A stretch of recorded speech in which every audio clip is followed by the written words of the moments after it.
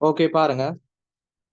உங்களுக்கு 1 தொடக்கம் 37 வரையான வினாக்கள் முழுமையா பார்த்துட்டோம். இன்றைக்கு நாங்க 38வதுல இருந்து 50 வினாக்கள். மொத்தம் 13 வினாக்களா பார்ப்போம். சரியா? 38வது கேள்வியே பாருங்க. பங்குடைமை வினாக்கள். அதாவது பங்குடைமை வணிகம் ஒன்றுல நிதி கூற்றுகள் தயாரிப்போம். அந்த பங்குடைமை நிறுவனத்துல இடம்பெறக்கூடிய நிதி கூற்றுக்கள் தொடர்பான வினா. ஏற்கனவே உங்களுக்கு சொல்லி தந்தேன். MCQல பார்த்தோம். பங்குடைமையில பொதுவா உங்களுக்கு கேட்கப்படக்கூடிய கேள்வி பிரதானமாக பங்குடைமையின் இலாபம், அடுத்து பங்குடைமையின் உரிமையாண்மை, நடைமுறை கணக்கு மீதி, மூலதன கணக்கு மீதி, அதோட சேர்த்து நன்மதிப்பு கேட்கப்படும். சரியா? இதுல பாருங்க 38, 39ஆம் வினாக்களுக்கு விடையளிப்பதற்கு பின்வரும் தகவல்களை பயன்படுத்துங்கன்னு சொல்லி. அப்ப 38வது கேள்வியை பாருங்க. ஆனாவனாண்டு 2 பகுதி வினாக்கள் தரப்பட்டு மதன் சுதன் ஏரன் பங்குடைமைக்கான பின்வருவனவற்றை அடையாளம் காண்க. 1/4/2020 ஏரனால் கொண்டு வரப்பட்ட காசு 31/3/2021 முடிவடையும் வருடத்துக்கான பங்குடைமையின் இலாபம். ஓகே, எனவே போட்டுக்கொள்வோம். முதலாவது ஏரனால கொண்டு வந்த காசு. அப்ப ஏரனால கொண்டு வந்த காசுனா தெளிவா விளங்கிக்கோங்க. மேலதிக மூலதனம் கேட்கிறான். அதாவது ஒரு பங்காளர் அந்த பங்குடைமைக்கு புதிதாக சேரும் போது அவர் பங்குடைமைக்கு ஒரு மேலதிக மூலதனத்தை வழங்குவார், ஒரு சொத்தை முதலீடு செய்வாரு. அந்த பணத்தொகை தான் கேட்கப்படுது முதலாவது. இரண்டாவது பங்குடைமையின் இலாபம். எனவே ரெண்டையும் போட்டுக்கொள்வோம்.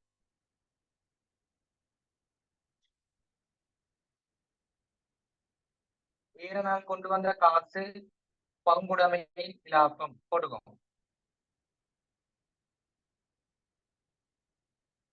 இதுல பாருங்க, ஏரனால் கொண்டு வந்த காசு அதாவது மூலதன கணக்கோட தொடர்பான விஷயம். அந்த மூலதன கணக்குல மேலதிகமா கொண்டு வந்ததை மட்டும் பார்க்கணும். இரண்டாவது பங்குடைமையின் இலாபம், அதுக்கு சமன்பாடு போடுங்க. பங்குடைமையின் இலாபம்னு சொல்றது லாப நட்ட பகிர்வு கூற்றுல நாங்க பதிவு செய்யக்கூடியது. முதலாவது பங்காளர் சம்பளம், மூலதன வட்டி, இலாப பங்கு. நட்டமா இருந்தா மைனஸ் பண்ணுவோம். எனவே போடுங்க பங்காளர் சம்பளம், மூலதன வட்டி, இலாப பங்கு.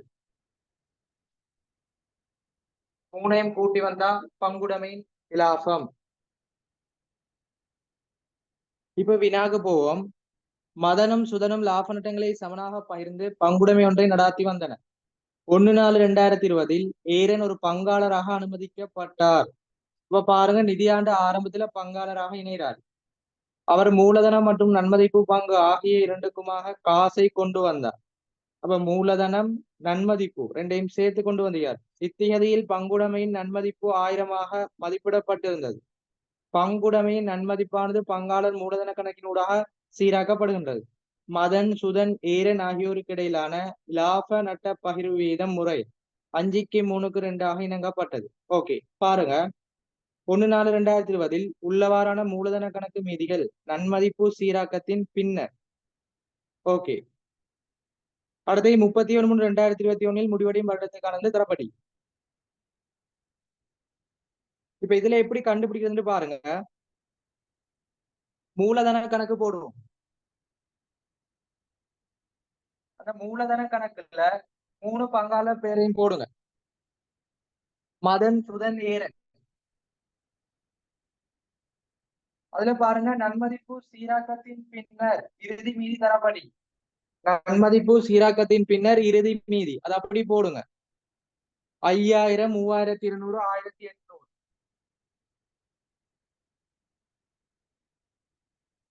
ஓகே, அப்ப அது இறுதி மீதின்னு சொன்னா நன்மதிப்பு சீராக்கம் பதிவு செய்யப்பட்டிருக்கும், மேலதிக மூலதனம் பதிவு செய்யப்பட்டிருக்கும். பதிவு செஞ்சுதான் இறுதி மீதி வந்துக்குது. இதுல பாருங்க, நன்மதிப்பு தொகை தரப்பட்டிக்கு 1000. இப்ப நன்மதிப்பை நாங்க பதிவு செய்யணும். அதாவது புதிய லாப நட்ட விதத்துக்கமைய வரவு, பழைய லாப நட்ட விதத்துக்கமைய செலவு. இதுல பாருங்க இறுதி மீதி இருக்குதுமா.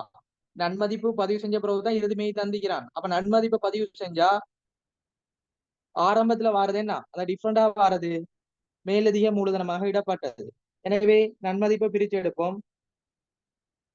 இதுல பாருங்க, புதிய லாப நட்ட வீதம் 5-3-2. இதுல ஏறண்ட 2 பங்கு. எனவே 1000 தான் 10 பங்கு. 5-3-2 10. அதுல 2 பங்கு ஏறண்டையே கண்டுபிடிங்க. 200. சரியா? ஏரண்ட மட்டும் தானே கேட்டியா? ஏரண்டையே மட்டும் பார்ப்போம். மொத்தம் 10 பங்கு தான் 1000, 2 பங்கு ஏரண்ட 200 நன்மதிப்பு. அதாவது புதிய லாப நட்ட வீதத்துக்கு நம்ம என்ன செய்வோம்? வரவு வைப்போம். வரவு வைப்போம்னா மைனஸ் பண்ணுவோம். ஏண்டா மூலதன கணக்கு ஒரு செலவு. மூலதன கணக்கு செலவு. எனவே செலவுல பதிவு செஞ்சா பிளஸ், வரவுல பதிவு செஞ்சா மைனஸ். எனவே புதிய லாப நட்ட வீதத்துக்குமே வரவு வைப்போம். எனவே 200 வரவு வைங்க. அப்ப ஆக இறுதியில 1800க்கு 200 மைனஸ் பண்ணப்பட்டால் ஆரம்பத்தில் எவ்வளவு காணப்படும்? அதான் மூலதனமாக கொண்டு வந்த தொகை. போட்டுக்கோங்க 2000. இப்படிதான் இலகுவாக கண்டுபிடிக்கிறது. சரியா? 3 பேரையும் போடுறோம். நமக்கு தேவையானது ஏரன் மட்டும். இப்ப இறுதி மீதி தரப்பட்டிக்கு நன்மதிப்பு சீராக்கம் செஞ்சா மேல வர்றது என்ன? மேலதிக மூலதனமாக போடப்பட்ட கொண்டு வந்த காசு.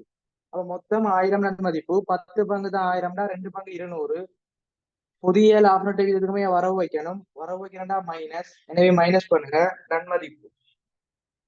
எனவே 1800 இறுதி மீதிண்டா 200 மைனஸ் பண்றதுனா கீழே இருந்து போகும்போது கூட்டப்படுறது கழிக்கப்படும், கழிக்கப்படுறது கூட்டப்படும். எனவே 1800 200 கூட்டுங்க. ஆரம்ப மீதி 200 கொண்டு வந்த காசு.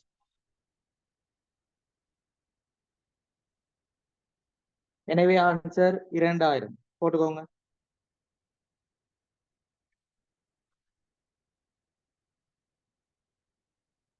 அடுத்து 2வது பாருங்க, பங்குடைமையின் இலாபம். பங்குடைமையிட லாபம் மிக இலகுவானது. இதுல பங்காளர் சம்பளம் பொதுவா தரப்படும். மூலதன வட்டி தரப்படலாம், அப்படி இல்லாட்டி போட தேவையில்லை. லாப பங்குன்னு சொல்றது பொதுவாக நடைமுறை கணக்கு செஞ்சு கண்டுபிடிப்போம். இதை மைண்ட்ல வச்சுக்கோங்க. அப்படி இல்லாட்டி டிரெக்டா தருவான். இதுல பாருங்க, 31-3-2021 முடிவடையும் வருடத்துக்கானதுன்னு சொல்லி தந்துகிறான். லாப பங்கு, பங்காளர் சம்பளம், அந்த 2 விஷயமும் தந்துகிறான். அப்ப அது 2ஐயும் நார்மலா கூட்டி போட்டோம்னா ஆன்சர் வரும். மிக இலகுவான வினா. அப்ப இதெல்லாம் மூலதன வட்டி தர இல்ல, சம்பளமும் லாப பங்கும் தந்துகிறான். கூட்டி எடுங்க. முதலாவது லாப பங்கு 1000, 600, 400. எனவே லாப பங்கு போடுங்க 2000. 1000, 600, 400. எனவே கூட்டினா 2000. லாப பங்கு போடுங்க.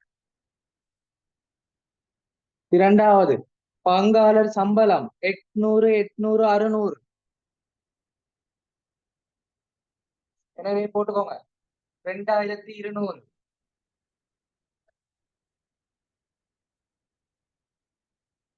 லாப பங்குல 2000 போடுங்க. பங்காளர் சம்பளத்துல 2200 போடுங்க. ரெண்டையும் கூட்டினோம்டா பங்குடைமையில லாபம் வரும். போட்டுக்கோங்க 4200.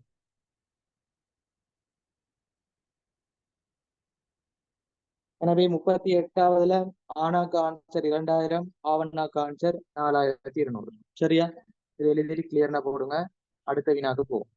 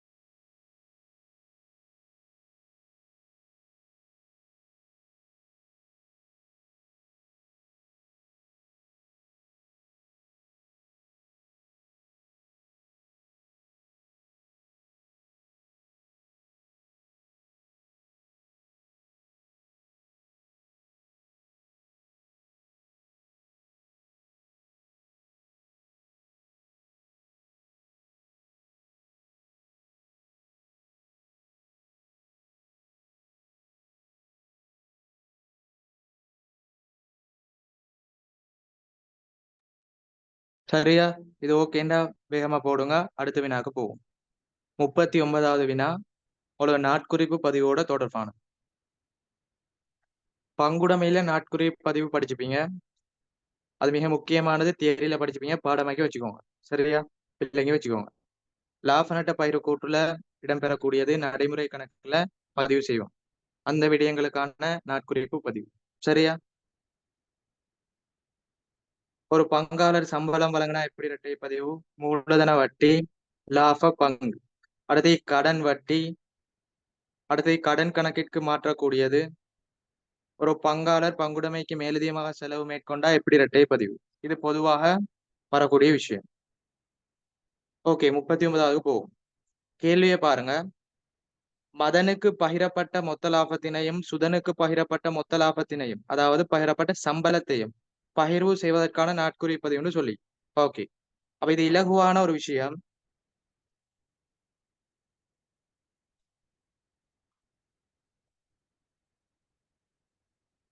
இதுல பாருங்க, பகிரப்பட்ட மொத்த லாபம் ஒரு பங்காளரை பத்தி சொல்லி.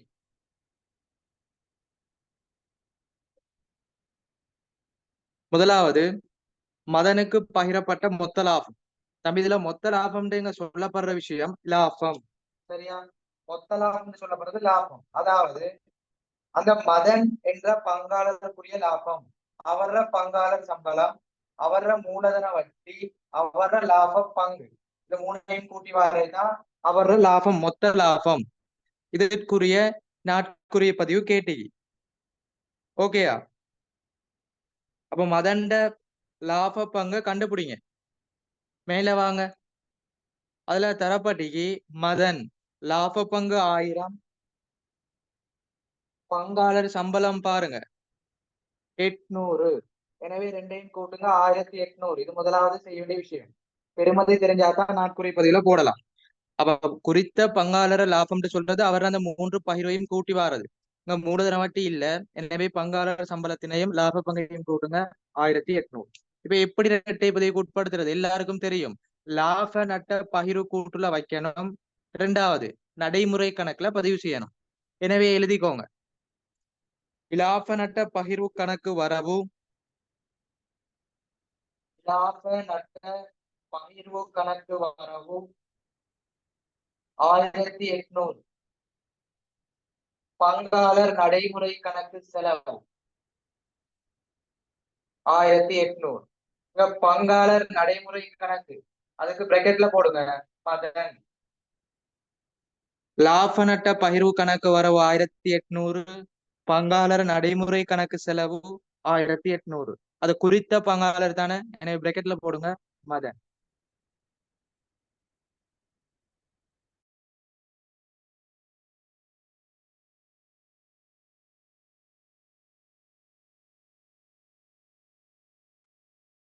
அடுத்த இரண்டாவது பாருங்க, சுதனுக்கு பகிரப்பட்ட சம்பளம். சம்பளம் மட்டும்தான் சொல்லி. அப்ப சுதன் சம்பளத்துக்கு வாங்க 800. பெருமதி இலக்காந்திர மணிக்கு 800.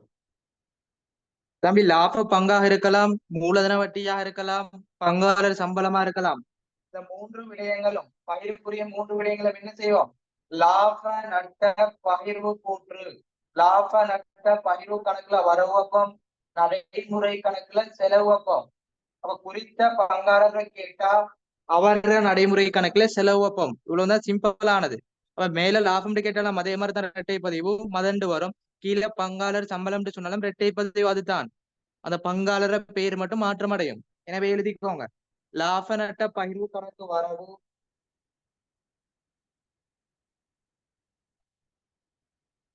லாப நட்ட பகிர்வு கணக்கு வரவு 800, பங்காளர் நடைமுறை கணக்கு செலவு 800.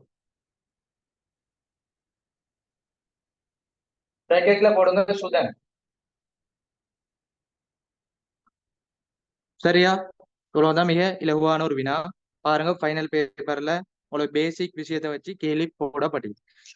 அதுல சரியான பெறுமதியையும் இரட்டை பதிவு அந்த நடைமுறை கணக்குல பங்காளர் பேரும் குறிப்பிடும். ஓகேயா? எழுதிட்டு கிளியர்னா செட்ல போடுங்க.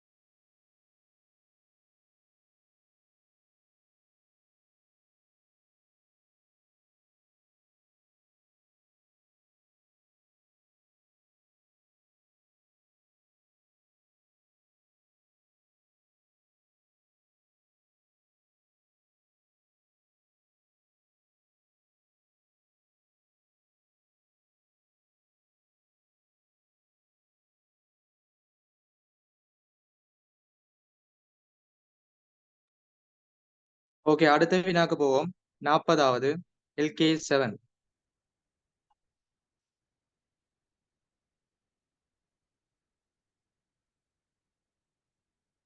40வது கேள்வி பாருங்க.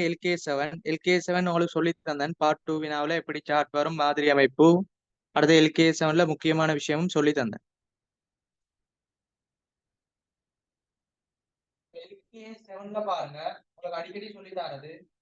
இதுல முக்கியமான விஷயம், உங்களுக்கு கணக்கு கேள்வி போடலாம், நோட்ஸ் கேள்வி போடலாம். நோட்ஸ் கேள்வியில அந்த 3 நடவடிக்கை தொடர்பாக போடுவான்.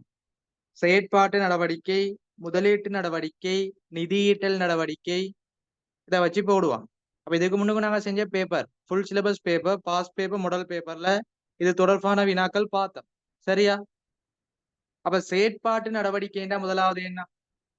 ஒரு நிறுவனம் பிரதான வருமானத்தை உழைக்கும் நோக்குடன், அந்த விற்பனை வருமானத்தை உழைக்கும் நோக்குடன் மேற்கொள்கின்ற சகல நடவடிக்கைகளும் செயற்பாட்டு நடவடிக்கை.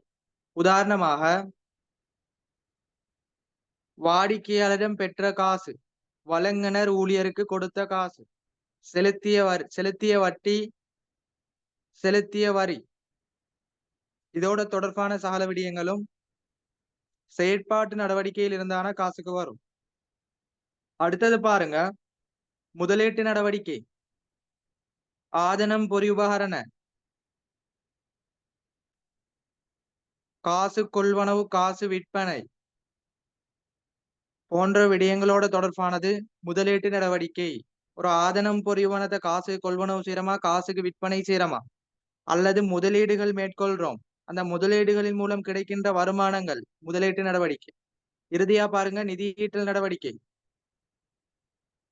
ஒரு கம்பெனி ஒன்றின் கடன் மூலதனம், உரிமை மூலதனம் ஆகிய கட்டமைப்புல ஆகிய விடயத்துல இடம்பெறக்கூடிய மாற்றம், பங்கு வழங்கல், வங்கி கடனை பெற்றுக்கொள்ளல், அதனை மீள செலுத்துதல்,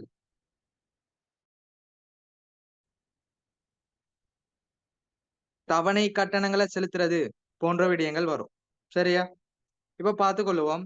இதுல மிக முக்கியமானது, LK7ஓட தொடர்பு படுத்தி ஒரு விஷயம் சொல்லித்தாருன்னு பொதுவா சொல்லித்தாரது நோட் பண்ணிக்கோங்க. LK7ல வார SLFR16, SLFR16ல இடம்பெறக்கூடிய அந்த 3 நடவடிக்கைகளும் LK7ல ஏதா வரும். முதலாவது கடன் வட்டி, அதாவது குத்தகை வட்டி. இரண்டாவது ஆரம்ப கொடுப்பனவு. அடுத்தது தவணை கட்டணம். SLFR16 குத்தகையில வர 3 நடவடிக்கைகளும் LK7க்கு அமைய என்னென்ன வரும்? இத கவனத்துல இருங்க, எக்ஸாமுக்கு போடப்படலாம். முதலாவது கடன் வட்டி, அது குத்தகை வட்டி. வட்டி தொடர்பானதுன்னா செயற்பாட்டு நடவடிக்கை. இரண்டாவது ஆரம்ப கொடுப்பனவு, போட்டுக்கோங்க, முதலீட்டு நடவடிக்கை. தவணை கட்டணம், நிதியீட்டல் நடவடிக்கை. ஓகே, இது மேலதிக தகவலுக்கு தார. இப்ப நாங்க டிரெக்டா ஆன்சருக்கு போவோம். ABCD தளபடி இதுல பார்ப்போம் சரியான ஆன்சர். முதலாவது ஏ பாருங்க, உரிமை பங்கு வளங்கள் இருந்தான பெறப்பட்ட காசு. பங்கு வளங்கள், அப்ப தெளிவா சொல்லி தந்துகிறேன். பங்கு வளங்கள், உரிமை மூலதனம், கடன் மூலதனத்துல இடம்பெறக்கூடிய கட்டமைப்புல வர மாற்றம் போட்டுக்கோங்க. நிதியீட்டல் நடவடிக்கை. அடுத்து பி, ஏனைய கம்பெனிகளின் பங்குகளில் முதலீடுகளின் பெறப்பட்ட பங்கு லாபம் சொல்லி தந்துட்டேன். ஒரு முதலீடு செய்யற காசு அல்லது முதலீட்டின் மூலம் கிடைக்கின்ற வருமானங்கள் முதலீட்டு நடவடிக்கை. அடுத்து சி, வியாபார கடன் கொடுத்தோர் ஒருவருக்கு கொடுக்க வேண்டிய தொகையை கொடுத்து தேர்தல். புதிய சார்ட் நேர்முறையில சொல்லி தந்தேன், மாற்றம் அடைந்த சார்ட். வாடிக்கையாளர் பெற்ற காசு வழங்குனர் ஊழியருக்கு கொடுத்த காசு. இப்ப வழங்குனர் ஊழியருக்கு கொடுத்தா செயற்பாட்டு நடவடிக்கை போட்டுக்கோங்க.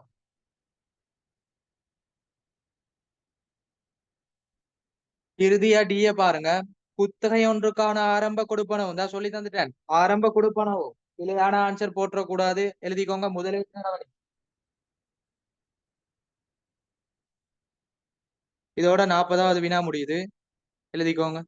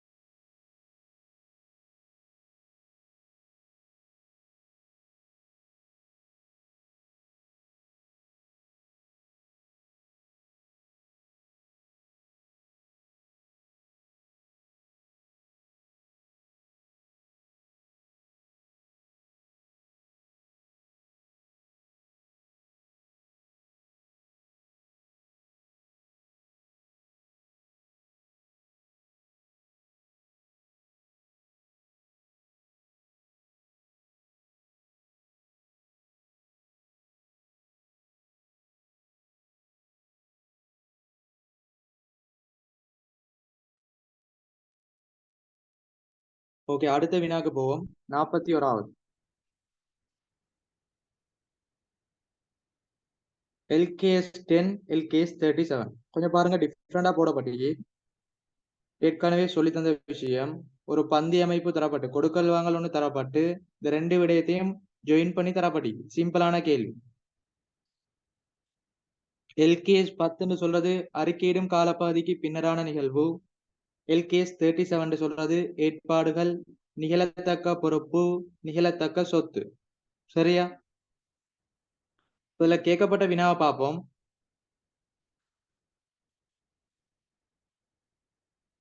முதலாவது எல்கேஎஸ் 10 பாருங்க.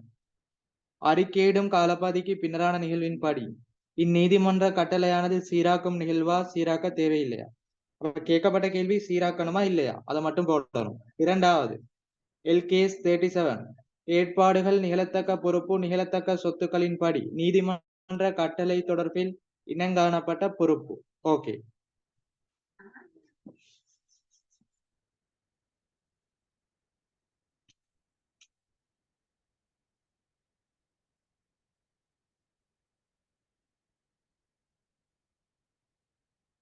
தம்பி எல்கேஎஸ் 10 இது மிக இலகுவான ஒரு விஷயம். நிதிக்கூற்றுக்களை தயாரிக்கின்ற இறுதி தினத்திற்கும் அதனை அங்கீகாரம் வழங்குகிற தினத்திற்கும், ஒரு நிதிக்கூற்றுக்களை தயாரிக்கிற இறுதி தினத்திற்கும் அதனை அங்கீகாரம் வழங்குகிற தினத்திற்கும் இடையில இடம்பெறக்கூடிய சாதக பாதக நிகழ்வு சொல்லுவோம் அறிக்கையிடும் காலப்பகுதிக்கு பிந்திய நிகழ்வு. இதுல இரண்டு விடயங்கள் சம்பந்தப்படுது. சீராக்க கூடியது, இரண்டாவது சீராக்க முடியாதது. இந்த சீராக்க கூடியது என்று சொல்றது நிபந்தனையின் அடிப்படையில வரும். சீராக்க கூடியது அதாவது ஒரு கொடுக்கல் வாங்கல் இறுதி தினத்துல இடம்பெறணும், அதுல முடிவு அங்கீகாரம் வழங்குற டேட்டுக்குள்ள வரணும். சரியா? கொடுக்கல் வாங்கல் இறுதி தினத்துல இடம்பெறணும், அதுல முடிவு அங்கீகாரம் வழங்குற தினத்துக்குள்ள வரணும். அப்படி வந்தா மட்டும்தான் சீராக்கலாம். இறுதி தினத்திற்கு பிறகோ அல்லது அங்கீகாரம் வழங்குற டேட்டுக்கு பிறகோ முடிவு வந்தா சீராக்க இயலாது. தெளிவா விளங்கிக்கோங்க. இறுதி தினம் அங்கீகாரம் வழங்குற டேட்டை தான் பார்க்கணும். அதுக்குள்ள இடம்பெறக்கூடிய சாதக பாதக நிகழ்வு அறிக்கையிடும் காலப்பகுதிக்கு பிந்திய நிகழ்வு. இதுல சீராக்க கூடியது, சீராக்க முடியாது. இந்த சீராக்க கூடியதுன்னு சொல்றேன் நிபந்தனையின் அடிப்படையில தான் சீராக்கலாம். இறுதி தினத்துல ஒரு கொடுக்கல் வாங்கல் இடம்பெறணும், அதுல முடிவு ரிசல்ட் அறிக்கையிடும் தினத்திற்கு முன்னுக்கு வரணும். அப்படி இடம்பெறக்கூடிய சீராக்கம் 4 வரும். அதாவது முதலாவது ஒரு நிறுவனம் தொடர்பாக தொடரப்பட்ட வழக்கு, இரண்டாவது இருப்புக்களை எந்நார்விலும் குறைத்து விற்பனை செய்தல், மூன்றாவது கடன்பட்டோர் முறிவடைதல், நான்காவது ஒரு சொத்தின் உண்மை பெறுமதி அங்கீகாரம் வழங்கும் தேதிக்கு பின்னர் தீர்மானிக்கப்படல். ஒரு நிறுவனம் தொடர்பாக தொடரப்பட்ட வழக்கு, இருப்புக்களை கிரயத்திலும் பார்க்க அந்த தேதி தரக்கூடிய குறைச்சி விற்பனை செய்யறது, கடன்பட்டோர் முறிவடைகிறது, சொத்தின் உண்மை பெறுமதி அங்கீகாரம் வழங்கும் தேதிக்கு பின்னர் தீர்மானிக்கிறது. இந்த 4 விடயங்களும் இறுதி தினத்துல கட்டாயம் இடம்பெறணும். அந்த அங்கீகாரம் வழங்குற டேட்டுக்கு முன்னுக்கு முடிவு வரணும். வந்தா சீராக்கலாம். சீராக்க கூடியதுக்கு பல விடயங்கள் ஏக்கி அது எந்த நோட்ஸ் வந்தாலும் சீராக்க முடியாதுன்னு போடணும். உதாரணமாக இருப்புகளோ அல்லது சொத்துக்களோ தீயினால் அழிவடைதல் பொதுவா வரக்கூடியது. இரண்டாவது முதலீடுகளின் சந்தை பெறுமதி, முதலீடுகளின் விளைந்து வாரது, சீராக்க முடியாது. மூன்றாவது அரசு நிறுவனத்தில சொத்தை சுவீகரித்தல் அல்லது கைப்பற்றுதல், இப்படி போன்ற விடயங்கள் சீராக்க முடியாது. சரியா? இதுதான் பொதுவா வாரது. இந்த 4 விடயங்கள் தவிர்ந்த வேற எந்த நோட்ஸ் வந்தாலும் சீராக்க முடியாதுன்னு போடுங்க. ஓகே, இவ்வளவு எல்கேஸ் 10. எல்கேஸ் 37 ஏற்கனவே சொல்லிட்டு ஏற்பாடு, நிகழத்தக்க பொறுப்பு, பொறுப்பு அதை வச்சு வரும். இப்ப ஆன்சருக்கு போகும். அனோஜ் பிஎல்சி ஆனது மின்சார பொருட்களை உற்பத்தி செய்து விற்பனை செய்கிறது. இக்கம்பெனியால் வாடிக்கையாளர் ஒருவருக்கு குறைபாடுள்ள பொருட்களை விற்கப்பட்டமை தொடர்பில் நீதிமன்ற வழக்கு நடைமுறைப்படுத்தப்பட்டுள்ளது. ஓகே, அப்ப ஒரு பொருள் விற்கப்படுது, அந்த பொருளை நுகர்வு செஞ்சதால ஒரு குறைபாடு ஏற்படுதான் கஸ்டமருக்கு, அதற்கு நிறுவனத்துல என்ன செய்யப்படுது, வழக்கு தொடரப்படுது. அப்ப பாருங்க, வழக்குன்னு சொல்ற ஒரு விஷயம் வருது. அப்ப சீராக்கக்கூடிய விஷயம் ஒண்ணு இப்ப பார்க்கணும், நான் சொன்ன இறுதி தினம் அங்கீகாரம் வழங்குற டேட்டுக்குள்ள விஷயம் நடக்குதான்னு பார்க்கணும். இப்ப பாருங்க டேட். நீதிமன்ற வழக்கொன்று நடைமுறையில் உள்ளது. சட்ட ஆலோசனையின் படி 31/2021 கம்பெனி நிதி தொடர்பில் 50,000 ஏற்பாடு ஒன்றை செய்துள்ளது. 25/4/2021 வாடிக்கையாளருக்கு நட்ட ஈடாக 75,000 செலுத்துமாறு நீதிமன்ற கம்பெனி கட்டளை பிறப்பித்தது. 31/3/2021 முடிவடைந்த வருடத்துக்கான நிதி கூற்றுகளை வழங்குவதற்கு கம்பெனியின் இயக்குநர்கள் 15/5/2021 அதிகாரம் அளித்துள்ளனர். அப்ப தெளிவா பாருங்க, அந்த இறுதி டேட்டும் அங்கீகாரம் டேட்டையும் நோட் பண்ணுங்க. இறுதி டேட் 31/3/2021. அங்கீகாரம் வழங்குற டேட் பாருங்க, இறுதியில தந்துகிறான் 15/5/2021. அப்ப இந்த கொடுக்கல் வாங்கல் டேட்ல இடம் பெறணும், இந்த அங்கீகாரம் வழங்குற டேட்ல முடிவு வரணும். அப்படி வந்தா சீராக்கம் செய்யலாம்னு முதலாவது ஆன்சர் கொடுக்கலாம். அதுல தெளிவா சொல்லிக்கி 31/3/2020 தான் என்ன நடந்துச்சு, ஒரு வழக்கொன்று நடைமுறைப்படுத்தப்பட்டு. அப்ப கொடுக்கல் வாங்கல் ஓகே. அடுத்து முடிவு பாருங்க, டேட்டா பாருங்க, முடிவு டேட்டா பாருங்க. சட்ட ஆலோசனையின்படி 31/2/2021 கம்பெனி தொடர்பில் ரூபாய் 50,000 ஏற்பாடு செஞ்சு 25/4/2021 வாடிக்கையாளருக்கு நட்ட ஈடாக 75,000 செலுத்துமாறு நீதிமன்றம் கட்டளை பிறப்பித்து. அவ பாருங்க, இந்த டேட்டுக்கு உள்ள முடிவு வந்துட்டு அவ தெளிவா சொல்லிக்கிறான் 25/4. அப்ப 25 நாள்லயே முடிவு வந்துட்டு நம்ம டேட் வந்து 15/5. எனவே முதலாவது எல்கேஸ் 10 கமைய ஆன்சர் என்ன வரும்? யாராவது சொல்லுங்க. குயிக்கா ஆன்சர் எப்படி போடுறது? சீராக்க முடியும். Okay, very good. எனவே சீராக்க முடியும், இவ்வளவுதான் விஷயம். எனவே முதலாவது போடுங்க, சீராக்கக்கூடியது அல்லது சீராக்கக்கூடிய நிகழ்வு.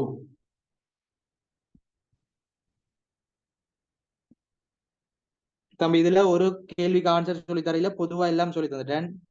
இதை வச்சு படி கூட யூஸ்ஃபுல் ஆகிக்கொள்றது உங்களோட கையில. சரியா, நான் பொதுவா எல்லாம் சொல்லி தருவேன், அதை கேப்சர் பண்ணி கொள்வது உங்களோட விஷயம். சரியா, ரெண்டாவது எல்கேஎஸ் 37 போகும். ஏற்பாடுகள் நீளத்தக்க பொருள் அதற்படி கட்டளை தொடர்பில் இலங்கானப்பட்ட பொறுப்பு. ஓகே, அப்ப எல்கேஎஸ் 37 ரொம்ப இலகுவானது. இதை கேட்டீங்கன்னா அந்த ஏற்பாடு, அந்த நீதிமன்றம் பொறுப்பாக என்னத்த சொல்லி அந்த நீதிமன்றம் பாருங்க நட்டஈடாக எவ்வளவு கொடுக்க சொல்லிக்கிட்டு பாருங்க, 75,000. ஆனா ஏற்பாடு எவ்வளவு செய்யப்படுகிட்டு பாருங்க, 50,000. எனக்கு ஏற்பாடு வந்து 50 தான், ஆனா நீதிமன்றம் கட்டளை இட்டிக்கு நீங்க 75,000 கட்டாயம் கொடுத்தே ஆகணும். நட்டையீடாக 75,000 வழங்கணும்னு. எனவே தெளிவா விளங்கிக்கோங்க, நீதிமன்றம் எவ்வளவு வழங்க சொல்லுதோ அதுதான் நாங்க செலுத்த வேண்டிய பொறுப்பு. எனவே ஆன்சர் போட்டுக்கோங்க, 75,000. நாங்க ஒரு ஏற்பாடு செஞ்சுக்கிறோம் நிதி கூற்றுக்கள் 50,000, அது ஓகே. ஆனா நீதிமன்றம் சொல்லிக்குது 75,000 தான் வழங்கணும். எனவே நாங்க 75,000 தான் நடைமுறை பொறுப்பாக காட்டணும். எனவே ஆன்சர் 75,000. இதை எழுதிட்டு எல்லாரும் கிளியர்னா செட்ல போடுவோம். 41வது வினா முடிவடையுது.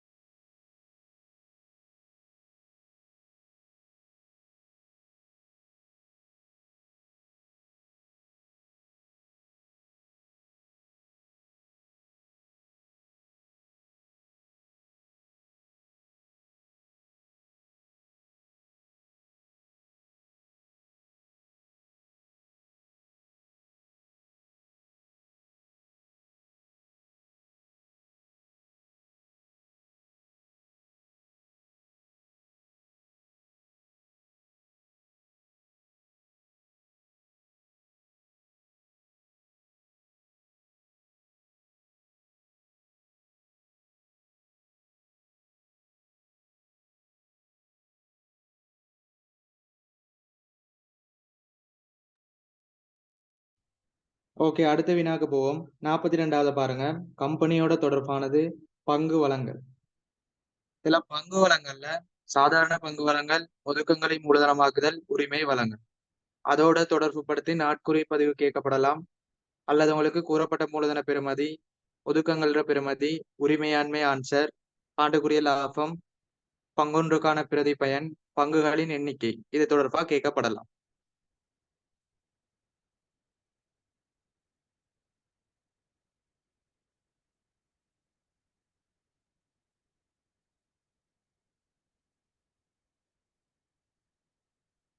நாற்பத்தி இரண்டாவதுல கேட்கப்பட்ட கேள்வி, மூலதனமாக்கப்பட்ட ஒதுக்கங்களின் பெறுமதி, பொது வளங்களின் பெறுமதி. இலகுவான விஷயம்தான், கொஞ்ச நாள் ட்ரிக்ஸா செய்யணும், பாத்துக்கோங்க. மூலதனமாக்கப்பட்ட ஒதுக்கங்களின் பெறுமதி. இரண்டாவது பொது பங்கு வளங்களின் பெறுமதி.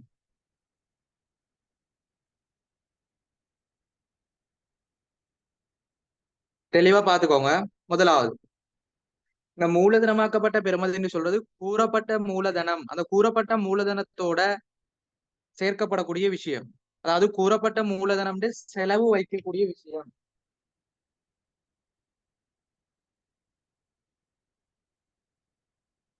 கூறப்பட்ட மூலதனம் நாங்க என்ன விடயத்தை செலவு வைப்போம் தெளிவாக நீங்க முதலாவது ஆரம்ப மீறி வரும். இரண்டாவது, ஒரு உரிமை வழங்கல் செய்யப்பட்டா வரும். அடுத்தது, ஒதுக்கங்களை மூலதனமாக்குதல், கூறப்பட்ட மூலதனத்தோட கூட்டுவோம், ஆரம்ப மீதி வரும். உரிமை வழங்கினா காசு வரவு கூறப்பட்ட மூலதன கணக்கு செலவு, ஒதுக்கங்களை மூலதனமாக்குனா நிறுத்தி வைத்த ரூபாய் வரவு கூறப்பட்ட மூலதன கணக்கு செலவு. இந்த விடயங்கள் போது கூறப்பட்ட மூலதனம் செலவு வைக்கப்படும், அந்த மீதி வரும். பொது பங்கு வளங்கள்டா நோமலா ஒரு ஆரம்பத்துல பங்கு வளங்களின் மூலம் நிதி திரட்டுகின்ற செயற்பாடு பொது பங்கு வளங்கள், அதை சொல்லுவோம் பொது பங்கு வளங்கள். ஓகே, இப்ப பார்த்துக்கொள்வோம். கூறப்பட்ட மூலதன பங்குன்னு தரப்படிக்கு 2020-21 ஆரம்பத்துல பாருங்க 5000, 21 பாருங்க 2500. அப்ப டிஃப்ரெண்டா பாருங்க, 5000 7500டா டிஃப்ரெண்ட் 2500. இப்ப ஆரம்பத்துல போடுங்க 2500.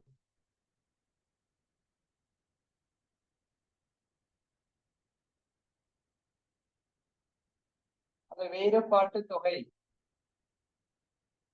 அடுத்தது பாருங்க, நிறுத்தி வைத்த வருவாய் ஆரம்பத்துல 2500, இறுதியில 4000.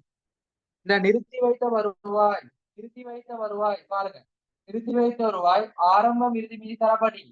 இப்ப நாங்க என்ன செய்யணும், கட்டாயம் நிறுத்தி வைத்த வருமான கணக்கு செஞ்சு லாபத்தை கண்டுபிடிக்கணும். சரியா?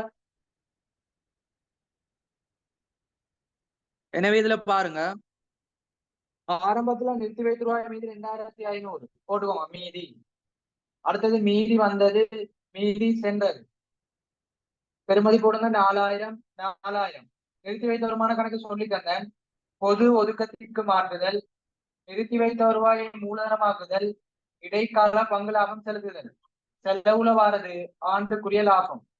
தெளிவா சொல்லி தந்தேன். இந்த கணக்க போட்டோம்டா எல்லாத்தையும் பதிவு செஞ்சா வேறுபாட்டு தொகை செலவுல லாபம் வரும். பதிவு செய்யுங்க.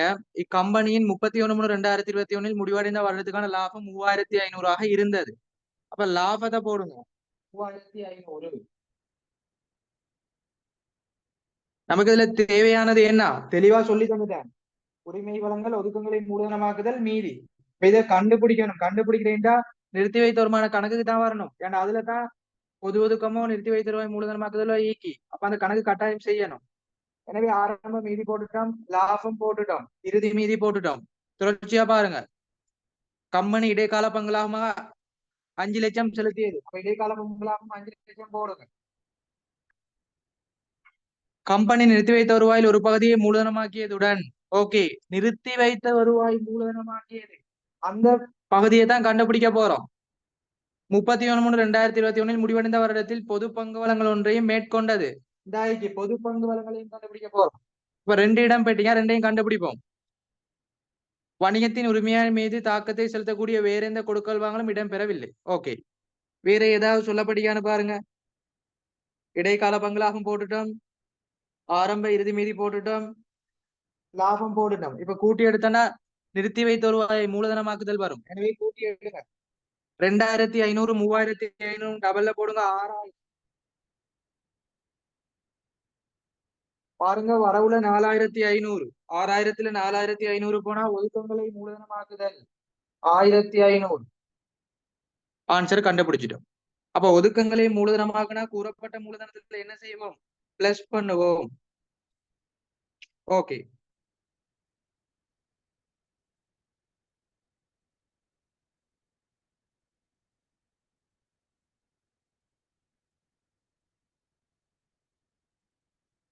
அதுல கேட்கப்பட்ட ஆன்சரை பாருங்க. மூலதனமாக்கப்பட்ட ஒதுக்க பெறுமதி. மூலதனமாக்கப்பட்ட ஒரு ஒதுக்க பெறுமதி தான் கேட்கப்பட்ட ஆன்சர். அப்ப இதுல உங்களுக்கு கூறப்பட்ட மூலதன பெறுமதி கேட்டா கூறப்பட்ட மூலதன பெறுமதி கேட்டா இந்த ஆரம்ப மீதி, உரிமை வழங்கல், ஒதுக்கங்களை மூலதனமாக்குதல் எல்லாத்தையும் கூட்டி வார இறுதி மீதி கூறப்பட்ட மூலதன பெறுமதி. ஆனா இதுல கேட்கப்பட்ட கேள்வி மூலதனமாக்கப்பட்ட பெறுமதி, அதாவது நிறுத்தி வைத்த வருவாயினை மூலதனமாக்கிய பெருமை தான் கேட்டுக்கிறான். எனவே ஆன்சர் என்ன வரும்? 1500. இந்த 1500 எப்படி கண்டுபிடிக்கலாம் பாருங்க. 2500 அதோட லாபம் 2500 ஆரம்ப மீதி, அதோட லாபம் 3500 கூட்டி அடுத்து மைனஸ் பண்ணுங்க 500 4000 இறுதியில வரும் 1500. அதான் சொல்லுவோம் ஒதுக்கமாக்கப்பட்ட பெருமை. சரியா? இதுல ரெண்டு விஷயம் சொல்லி தந்துட்டேன். கூறப்பட்ட மூலதன பெருமதினா அந்த ஆரம்ப கூறப்பட்ட மூலதன மீதியோட ஒதுக்கங்களை மூலதனமாக்குதல், உரிமை வளங்களை கூட்டி எடுக்கணும். சரிதானே? ஆனா இதுல டிரெக்டா கேட்டது அந்த நிறுத்தி வைத்த வருவாயினை ஒதுக்கமாக்கிய பெறுமதி. அதனால நாங்க நிறுத்தி வைத்த வருமான கணக்கு செஞ்சு அந்த நிறுத்தி வைத்த வருவாயை மூலதனமாக்குதலை கண்டுபிடிக்கணும். அதனால செஞ்சுக்கிறோம். ஆறாம் மீதி இறுதி மீதி போட்டோம், லாபம் போட்டோம், இடைக்கால பங்கு லாபம் போட்டோம், கூட்டி எடுத்தோம்டா 1500. அதான் இப்படி நாங்க செய்யலாம்.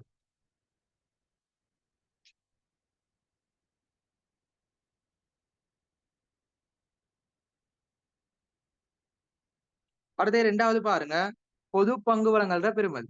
பொது பங்கு வழங்கல் பாத்துக்கோங்க தம்பி. பொது பங்கு வழங்கல்னு சொல்றது எப்பொழுதும் ஞாபகம் வச்சுக்கோங்க, கூறப்பட்ட மூலதனத்துல தான் பொது பங்கு வளங்களையும் பிளஸ் பண்ணுவோம். நிறுத்தி வைத்த வருமானத்தை மூலதனமாக பிளஸ் பண்ணுவோம். உரிமை வளங்களையும் பிளஸ் பண்ணுவோம் கூறப்பட்ட மூலதனத்துல தான்.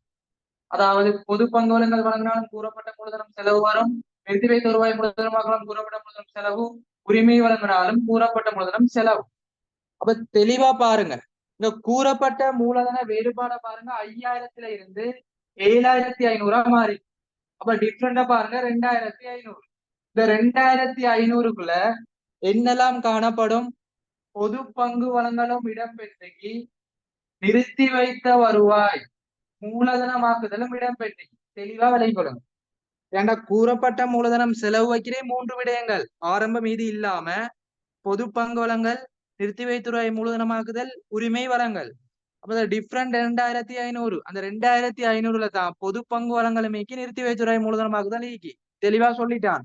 அப்ப நிறுத்தி வைத்த ரூபாய் கண்டுபிடிச்சுக்கிறோம் 1500. மொத்தம் 2500. அதுல 1500 நிறுத்தி வைத்த ரூபாயினை மூலதனமாக்குதல்டா பொது பங்கு வழங்கல் எவ்வளவு? ஆன்சர் சொல்லுங்க.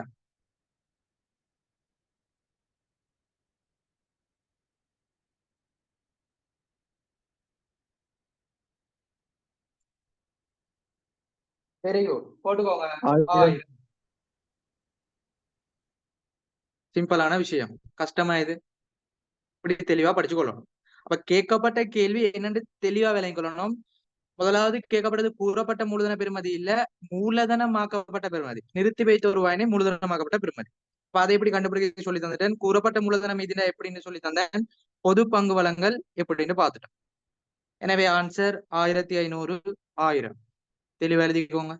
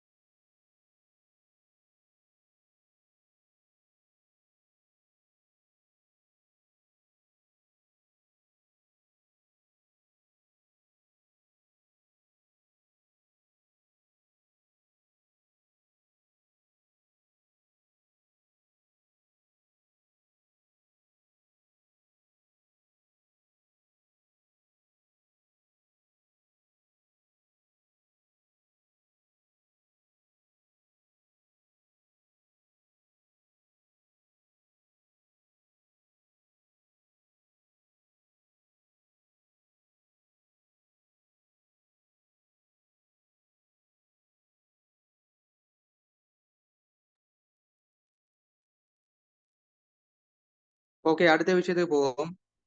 நோட்ஸ் கேள்வி போடப்பட்டிக்கு ஸ்ட்ரக்சர் கேள்வி எல்கேஎஸ் எஸ்எல்எஃப்ஆர்எஸ்ல போடுவாங்க, அல்லது கணக்கீட்டு எண்ணக்கரு சட்டத்தை வச்சு வரும். இது மிக முக்கியமானது. 2020 இருந்து இந்த ஸ்ட்ரக்சர் வருது. சரியா? 2019 இல்ல, 2020, 21, 22, 23 ஸ்ட்ரக்சர் வந்து இப்போ உங்களோட பேப்பர்லயும் கட்டாயம் போடலாம். எனவே தெளிவா பார்த்துக்கோங்க. இதுல போடப்பட்ட நோட்ஸ் அப்படியே தூக்கி போடலாம். எனவே தெளிவான முறையில படிச்சுக்கோங்க. ஏபிசிடின்னு தரப்பட்டிக்கு 2018 அறிமுகப்படுத்தப்பட்ட கணக்கீட்டு எண்ணக்கரு சட்டகம். அப்ப உங்களுக்கு தெளிவா சொல்லி தந்தேன். கணக்கீட்டு எண்ணக்கரு சட்டகம் மாற்றம் அடைஞ்சிக்கு அதுல உள்ள புதிய விடயங்களை ஏற்கனவே சொல்லி தந்துட்டேன். சொத்துக்கள் வரை விளக்கணம், உரிமையாண்மை பொறுப்புட வரை விளக்கணம், அடுத்தது பொருளாதார வளம், அடுத்தது கடப்பாடு, அடுத்தது நிதி தகவல்களின் பண்புகள், தர ரீதியான பண்பு, அதுல அடிப்படை பண்பு, இந்த அடிப்படை பண்புல வர துணை பண்பு உதாரணம், அடுத்து விருத்தி செய்யக்கூடிய பண்பு, மேம்படுத்தக்கூடிய பண்பு, அது கணக்கீட்டு என்ன கருவில எப்படி வரும், அந்த உதாரணம் எல்லாம் சொல்லி தந்தேன். இதை வச்சுதான் உங்களுக்கு பொதுவா கேள்வி கேட்கப்படும்.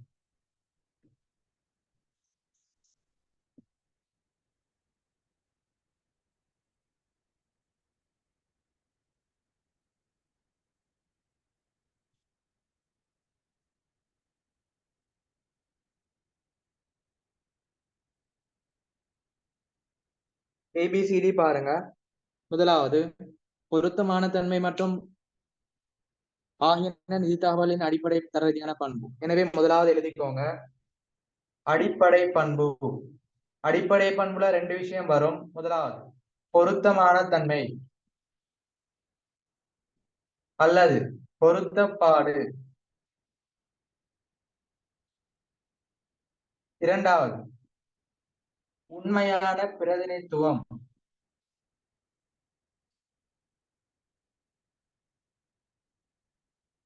உங்களுக்கு கைட்ல போடப்பட்டிருக்கும் நம்பகத்தன்மை கொண்ட உண்மையான பிரதிநிதித்துவம் தேவையில்லை.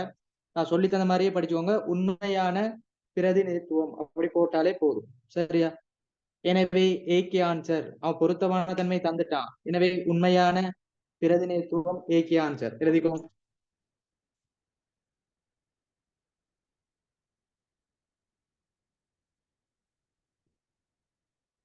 அடுத்து பிஏ பாருங்க. கடந்த கால நிகழ்வொன்றின் விளைவாக ஏற்பட்ட பொருளாதார வளங்களை மாற்றுவதற்கான தற்கால கடப்பாடு அல்லது நிகழ்கால கடப்பாடு நோட்ஸ்ல தந்த பொறுப்புகள் ஆகும். கடந்த கால கொடுக்கல் வாங்கல் நிகழ்வொன்றின் விளைவாக இடம்பெற்ற கடந்த கால கொடுக்கல் வாங்கல் நிகழ்வொன்றின் விளைவாக உருவானதும் நிறுவனத்தினால் கட்டுப்படுத்தக்கூடியதுமான தற்கால பொருளாதார சொத்து.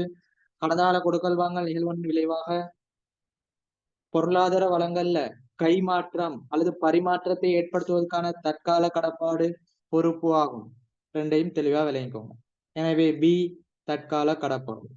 2020 ஆண்டு பேப்பர்ல சொத்துக்கள் தொடர்பாக கேட்கப்பட்டிருந்துச்சு. 2021 ஆண்டு பேப்பர்ல பொறுப்புகள் தொடர்பாக கேட்கப்பட்டு. சரியா? அடுத்த வருடங்களை பார்ப்போம் இன்ஷா அல்லாஹ். உங்களோட பேப்பர்ல இது போடப்படலாம். அடுத்து சிய பாருங்க. அளவீட்டு அடிப்படைகள் பரந்தளவில். இந்த சீண்டு சொல்ற விஷயம் பொதுவா 2021 எக்ஸாம் பேப்பர்ல பிழை எடுத்த விஷயம். ஏன்டா அந்த புதிய நோட்ஸ் மாணவர்கள் படிக்க இல்ல, படிச்சு கொடுக்காத விஷயம். தெளிவா விளங்கிக்கலாம். சரியா? புதிய மாற்றத்துக்குமே சொல்லி கொடுத்தாதான் நோட்ஸ் எழுதலாம். எனவே இதுவரை காலமும் நிதி கூற்றுக்களின் மூலங்களை அளவீடு செய்யறது படிச்சுப்பீங்க. டீச்சர் கைட்ல போடப்படுறது பிழையான நோட்ஸ்.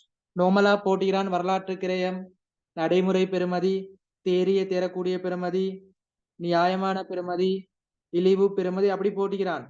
அது ஓகே, ஆனா அது பிழையானது. இப்ப உங்களோட சிலபஸ் படி தெளிவா சொல்லிக்கிறான். பிரதானமா 2ஆ வகைப்படுத்தி அதுக்கு கீழே தான் ஓர்டரா கொடுத்தீங்க. எனவே முதலாவது வரலாற்று கிரைய அடிப்படை, இரண்டாவது நடைமுறை பெறுமதி அடிப்படை. இதுதான் பிரதானமா 2ஆ கொடுக்கப்பட்டீங்க. அதுக்கு கீழே தான் அவங்களுக்கு நோட்ஸ் தரப்பட்டீங்க. எனவே தெளிவா விளங்கிக்கோங்க. ஒரு நிதி கூற்றுகளின் மூலங்களை அளவீடு செய்வது பிரதானம், வரலாற்று கிரைய அடிப்படை, இரண்டாவது நடைமுறை பெறுமதி அடிப்படை. எனவே இதுல பாருங்க, வரலாற்று கிரைய அடிப்படை தந்துட்டான். எனவே ஆன்சர் நடைமுறை பெறுமதி போட்டுக்கோங்க.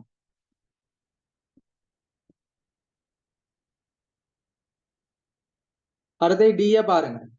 பொருளாதார நன்மைகளை உருவாக்குவதற்கான உள்ளார்ந்த ஆற்றலை கொண்ட உரிமையான வளம். இந்த டீன்னு சொல்ற விஷயம் இதுவரைக்கும் போடப்படாத ஒரு நோட்ஸ். இதை கட்டாயம் பாடமாக்கி வச்சுக்கோங்க. உங்களுக்கு சொத்துக்கள்ல புதிதாக சேர்க்கப்பட்ட விஷயம் தான் பொருளாதார வளம். பொறுப்புகள்ல புதிதாக சேர்க்கப்பட்டதுதான் கடப்பாடு. இது ரெண்டுக்குமான நோட்ஸ் கட்டாயம் தெரிஞ்சு கொள்ளணும். சரியா? எனவே பொருளாதார வளம்னு சொல்றது ஒரு பொருளாதார நன்மையை உருவாக்குவதற்கு ஆற்றலை கொண்ட ஒரு உரிமையுள்ள வளத்தை சொல்லுவோம் பொருளாதார வளம். அப்ப டிக்கான ஆன்சர் என்ன? பொருளாதார வளம்.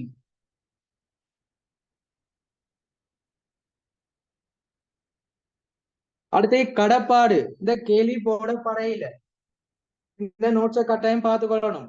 தவிர்த்து கொள்ள முடியாத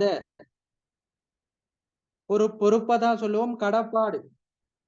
அப்ப இந்த கடப்பாடு பொருளாதார வளம் இரண்டும் மிக முக்கியமானது. என்ன கரு சட்டத்துல மாற்றம் அடைஞ்சது போடப்படலாம். சரியா? இதை தெளிவா பார்த்துக்கோ. எனவே முதலாவதுக்கு ஆன்சர் உண்மையான பிரதிநிதித்துவம், இரண்டாவது தற்கால அல்லது நிகழ்கால கடப்பாடு, மூன்றாவது நடைமுறை பெறுமதி, நாலாவது பொருளாதார வளம்.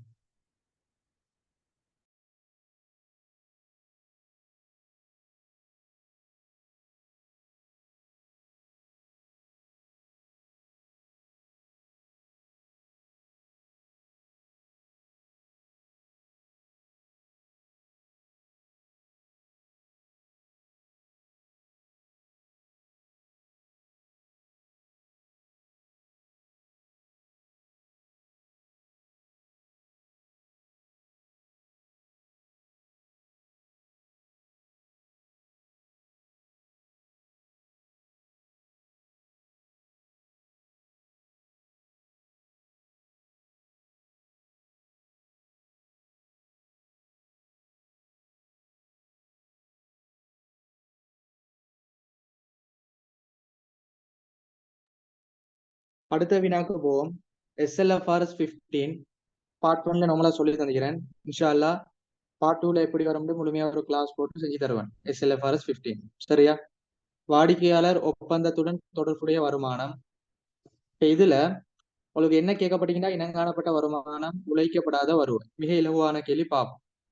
ஒரு கிளாஸ் ஒன்று போட்டு செமினார் ஒன்று போட்டு செய்வோம். இந்த SLFRS 15 முழுமையா செஞ்சு தரேன். பார்ட் 1 பார்ட் 2ல எப்படி வரும், கம்பெனில சீராக்கம் போடப்படலாம், அதை பார்ப்போம்.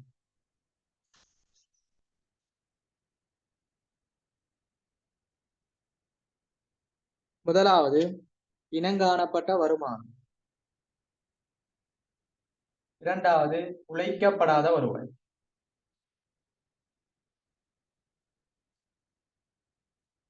இதுல பாருங்க SLFRS 15 வாடிக்கையாளர் ஒப்பந்தத்துடன் தொடர்புடைய வருமானம் அப்படின்னா என்ன? வாடிக்கையாளர் ஒப்பந்தத்துடன் தொடர்புடைய வருமானம். இப்ப இதுல உங்களுக்கு இரண்டுக்கு மேற்பட்ட கடப்பாடு தருவாங்க. ஒரு நிறுவனம் வாக்குறுதி அளிக்குது குறித்த பொருட்களை இவ்வளவு பெறுமதியான இவ்வளவு விலையான பொருட்களை நான் கட்டாயம் உங்களுக்கு தருவேன் ஒரு நிறுவனம் வாக்குறுதி அளிக்குது. அது ஒப்பந்தத்துக்கு அமைய வாக்குறுதி அளிக்குது. ஒரு எக்ரிமெண்ட் போட்டு ஒரு நிறுவனம் சொல்லுது 10 லட்சம் பெறுமதியான ஒரு மோட்டார் வாகனத்தை உங்களுக்கு நான் என்ன செய்வேன், விற்பனை செய்வேன் வாக்குறுதி அளிக்குது. அதோட சேர்த்து 2 வருட பராமரிப்பு சேவையும் வழங்குவேன் சொல்லுது. பிரதானமான விற்பனையோட சேர்த்து அந்த மோட்டார் வாகனத்துக்கான பராமரிப்பு சேவையும் வழங்குது. அப்ப பிரதான விற்பனை என்று சொல்றது ஒரு கடப்பாடு, பராமரிப்பு சேவை என்று சொல்றது ஒரு கடப்பாடு. அப்ப SLFRS 15ல தெளிவா விளங்கிக்கோங்க.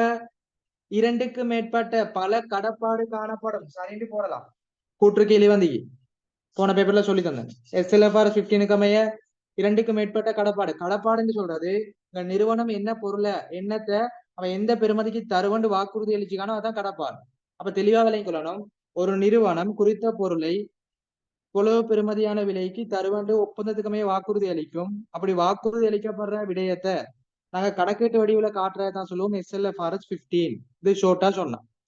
இதுல உங்களுக்கு அந்த இனங்காணப்பட்ட வருமானம் வரும். இரண்டாவது உழைக்கப்படாத வருவாய் வரும். இவ்வளவுதான் பாட்டுலையும் வாரது. முதலாவது அவன் சொல்லிப்பான், ஒரு கொடுக்கல் வாங்கல் விலையோன்னு தந்திப்பான். ஒரு பொருளை வாங்குறதுக்கு இவ்வளவு விலை. உதாரணமாக மோட்டார் வாகனத்தை மட்டும் எடுத்தா 10 லட்சம், பராமரிப்பு சேவை மட்டும் எடுத்தா 1 லட்சம், இது ரெண்டையும் எடுத்தா 10,5 லட்சம். தெளிவா விளங்கிக்கோங்க.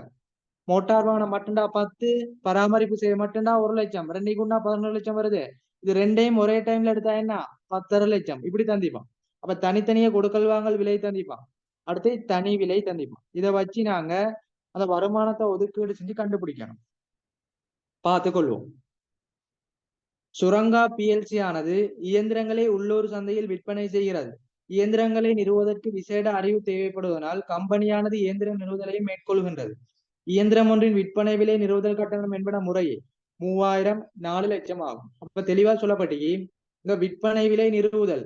அப்ப அந்த விற்பனைன்னு சொல்றது பிரதானம், நிறுவுதல் சொல்றது என்ன அடுத்த கடப்பாடு. அப்ப நோட் பண்ணிக்கோங்க.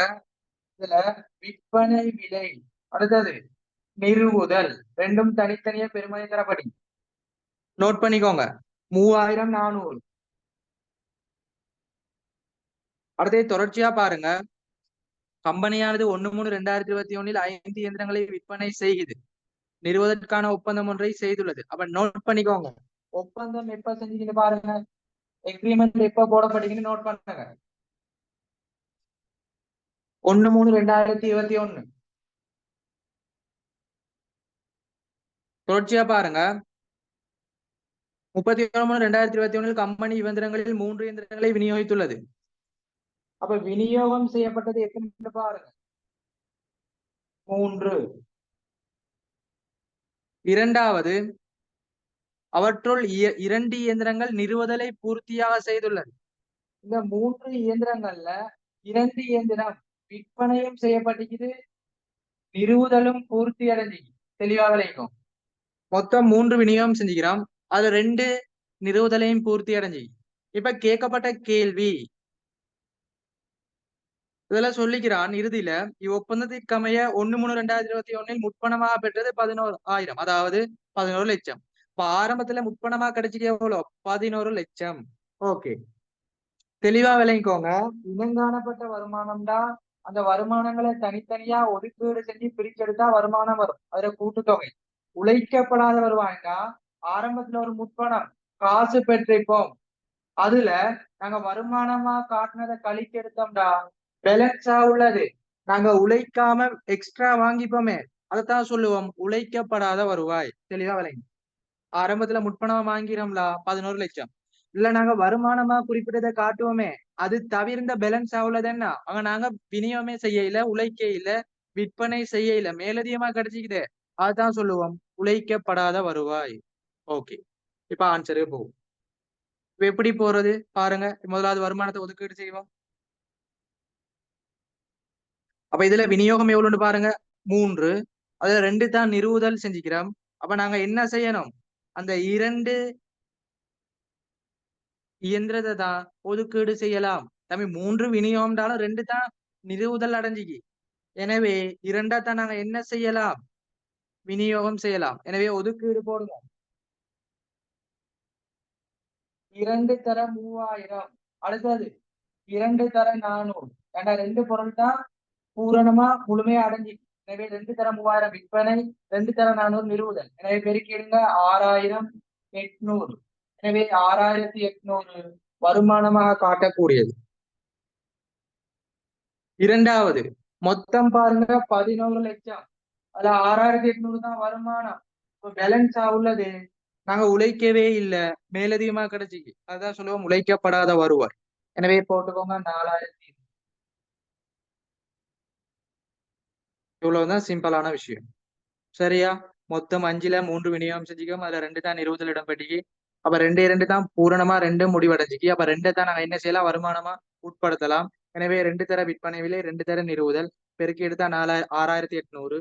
மொத்தம் 11,000த்துல, அதாவது 1100ல 6800, சாரி 11,000த்துல 6800 போனா, 11 லட்சத்துல 6800 போனா உழைக்கப்படாது, மேலதிகமா அட்வான்ஸா உள்ளது 4200. எனவே ஆன்சர் போடுங்க 6800, 4200. இதுல நிறைய பேர் அந்த 3 இயந்திரத்தை 3000 பெருக்கி விடுவீங்க. அப்படி செய்யக்கூடாது. அந்த 2 கடப்பாடும் எந்த சந்தர்ப்பத்துல எப்படி நிறைவடையுதோ அதை மட்டும்தான் போடணும். சரியா?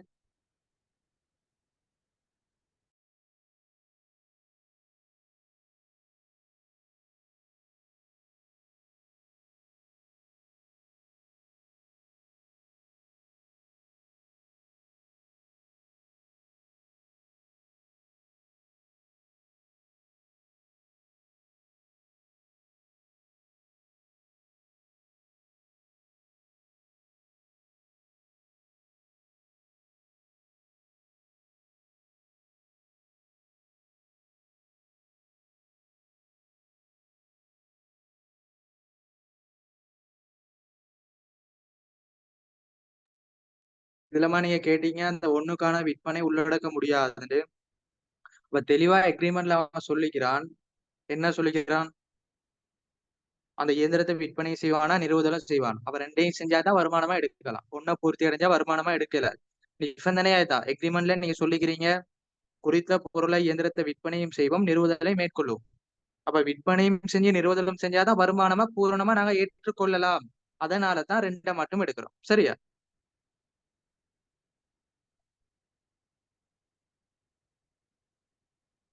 இத குயிக்கா நோட் பண்ணுங்க.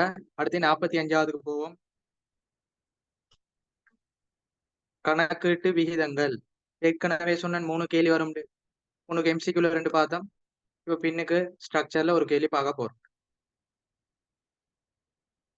கேட்கப்பட்ட கேள்வி இருப்பு பொருள் வீதம், இருப்பு பேணும் காலம், செயற்பாட்டு வீதத்துல வரக்கூடியது. மிக இலகுவான ஒரு கணக்கிட்டு வீதம். சமன்பாடை போட்டா சரி. முதலாவது இருப்பு பொருள் வீதம்டா சமன்பாடு போட்டுக்கோங்க. விற்பனை கிரயத்தின் கீழ் சராசரி இருப்பு.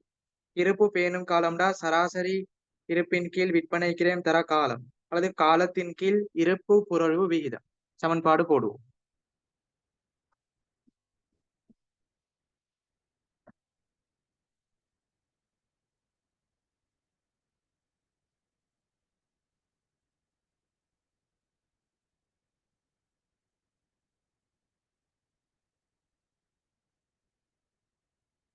இருப்பு பொருள் வீதம் சமன்பாடு போடுங்க. விற்பனை கிரயம் அதன் கீழ் சராசரி இருப்பு.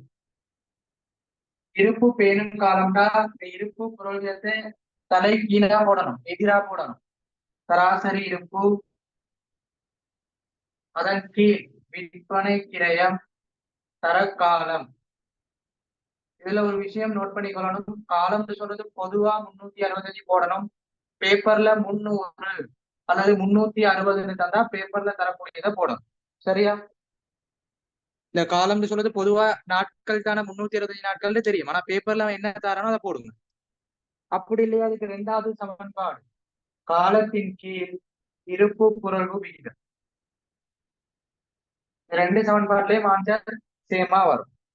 போட்டுக்கோங்க. இருப்புரல் வீதம் விற்பனை கிரயத்தின் கீழ் சராசரி இருப்பு, இருப்பு பேணும் காலம், சராசரி இருப்பின் கீழ் விற்பனை கிரயம் தர காலம் அல்லது காலத்தின் கீழ் இருப்பு பொருள் வீதம். அதாவது புரள்வு விகிதம் அல்லது சுழற்சி விகிதம். புரள்வு அல்லது சுழற்சி வாரது தடவைகள்ல கொடுக்கணும்.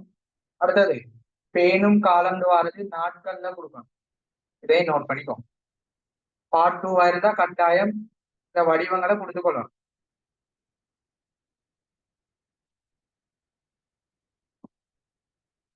இப்ப ஆன்சருக்கு போவோம். மிக இலவான கேள்வி சும்மா தெளிவா தந்திக்கிறான் உங்களுக்கு தரவுகளை. 45வது பாருங்க. சிம்பிள் பேசிக் கேள்வி தான் போடப்படி, கஷ்டமா போடப்பட இல்லை. அப்ப நீங்க ஒரு விஷயம் படிக்கும் போது அந்த பேசிக் விஷயம் நார்மல் தானே விட்டு போக கூடாது. அந்த பேசிக்கை தான் பாருங்க ஃபைனல் பேப்பர்ல போட்டுக்கிறான். நீங்க நிறைய கேள்வி செஞ்சுப்பீங்க, கணக்கிட்டு விதத்துல டஃப்பான செஞ்சுப்பீங்க, நம்மளும் பாத்துக்கிறோம். ஆனா பாருங்க சின்ன ஒரு கேள்வி தான் போட்டுக்கிறான். ஓகே, அவனுக்குங்க தேவையான விஷயம் நமக்கு அந்த கணக்கீட்டு வித அடிப்படையில அந்த சமன்பாடை பிரயோகிக்கிற அறிவிக்குதா அது மட்டும் தான் பார்ப்பான். எனவே பாருங்க, விற்பனை கிரயம் 420, ஆரம்ப இருப்பு இறுதி இருப்பு, கீழே வேலை நாட்கள் 360 சொன்னேன் தானே. ஒன்னும் தரலையா 365 போடுங்க, தந்தா தரக்கூடிய காலத்தை போடுங்க. எனவே முதலாவது 420 அப்படி போடுங்க. விற்பனை கிரயம் சராசரி இருப்பு, சராசரி இருப்புனா தெளிவா விளைவிக்கோங்க. ஆரம்ப இருப்பையும் இறுதி இருப்பையும் கூட்டி 2ஆல பிரிக்கிறது சராசரி. ஆக கூடியதையும் ஆக குறைஞ்சதையும் கூட்டி 2ஆல பிரிக்கிறது சராசரி. எனவே 80 + 60, 80ஐயும் 60ஐயும் கூட்டி 2ஆல பிரிச்சா 70 சராசரி இருக்கும். எனவே 420 கீழ் 70. எனவே முதலாவதுக்கு ஆன்சர் போட்டுக்கோங்க, 6 தடவைகள்.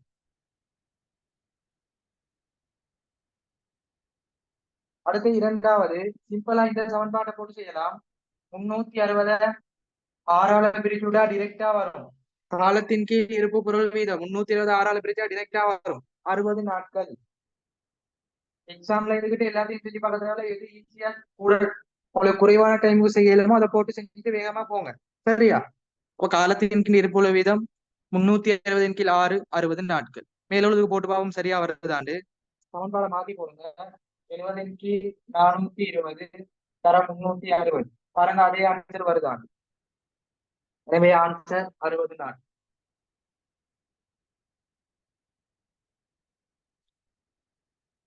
நோட் பண்ணுங்க, 6 தடவைகள் 60 நாட்கள்.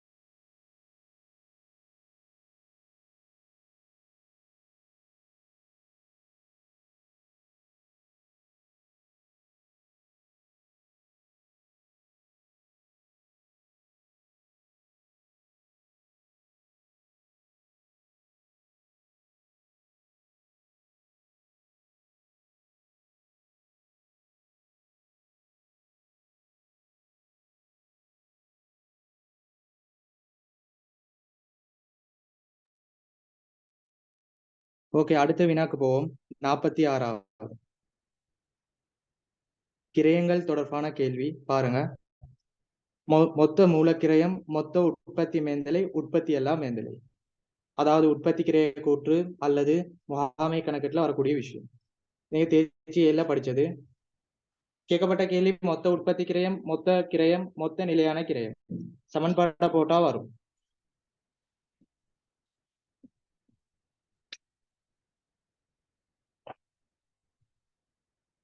நாற்பத்தி ஆறாவது கேட்கப்பட்ட வினாக்களை அப்படி போட்டு சமன்பாடை போடுவோம். மொத்த உற்பத்தி கிரயம்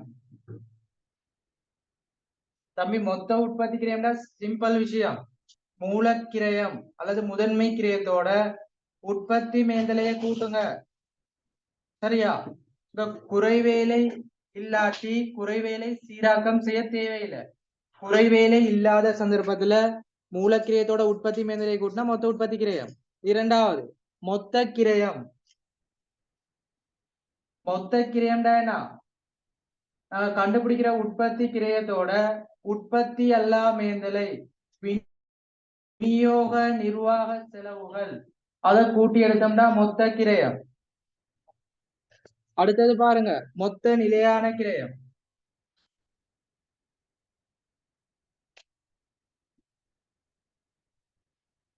டிஎஃப்சின்னு சொல்லுவோம், மொத்த நிலையான கிரயம். மொத்த நிலையான கிரயம் எப்படி கண்டுபிடிக்கிறது? இங்க பாருங்க, டிசியோட டிவிசி பிளஸ் டிஎஃப்சி, அதாவது மொத்த கிரியத்தோட நிலையான கிரியத்தையும் மாறும் கிரியத்தையும் கூட்டினாதான் மொத்த கிரயம் வரும்டா. சமன்பாடு போட்டுக்கோங்க. டிசில இருந்து டிவிசிய கழிச்சா எஃப்சி வரும், மொத்த நிலையான கிரியம் வரும். மொத்த கிரியத்தோட, அதாவது மொத்த கிரியம்டா என்ன? மாறும் கிரியம், நிலையான கிரியம் ரெண்டையும் கூட்டி எடுக்கிறது. மொத்த கிரியத்துல மாறும் கிரியத்தை கழிச்சா நிலையான கிரியம் வரும். சிம்பிள் கேள்வி. இப்ப ஆன்சருக்கு வரும். பாருங்க, மொத்த மூலக்கிரியம் 4500, உற்பத்தி மேந்தலை 3000, உற்பத்தி எல்லா மேந்தலை 2000. இவ்வணிகமானது 2021 ஜூலை மாதத்தில் 10,000 அலகுகளை உற்பத்தி செய்து அளவொன்றுக்கான கிரயம் 600 ஆகும். ஓகே, இப்ப சமன்பாட்டுல அப்படி பிரதியீடு செய்ய பாப்போம். முதலாவது மூலக்கிரயம் 4500 போடுங்க. இரண்டாவது உற்பத்தி மீதிலே 3000 போடுங்க.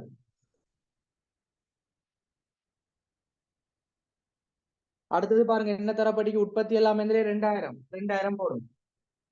இப்ப இதை கண்டுபிடிச்சாதான் இங்க போடலாம். இப்ப கூட்டி எடுங்க. முதலாவது 4500 3000 7500. முதலாவதுக்கு ஆன்சர் 7500 அப்படி போடுங்க. 7500 2000 கூட்டினா 9500. ரெண்டாவதுக்கு ஆன்சர். இப்ப 46வது டஃப்னு நினைப்பீங்க. சிம்பிள் கேள்வி, சும்மா பார்த்து கூட்டி விடுறதுதான். அப்ப ரெண்டும் ஓகே. அடுத்த வாரம் மொத்த நிலையான கிரயம். மொத்த நிலையான கிரயம் காண்றதுக்கு மொத்த கிரயம் தேவை. அதுபோல மொத்தம் 6 கிரயம் தேவை. அப்ப இதுல சொல்லுகிறான், இவ்வணியமானது 10,000 மரங்களை உற்பத்தி செய்தான். அலகொன்றுக்கான மாறும் கிரயம் சொல்லப்படிக்கு 600 ஆகும். ஓகே, ஒரு அலகுக்கு 600டா 10,000 அலகு பெருக்குனா என்ன வரும்?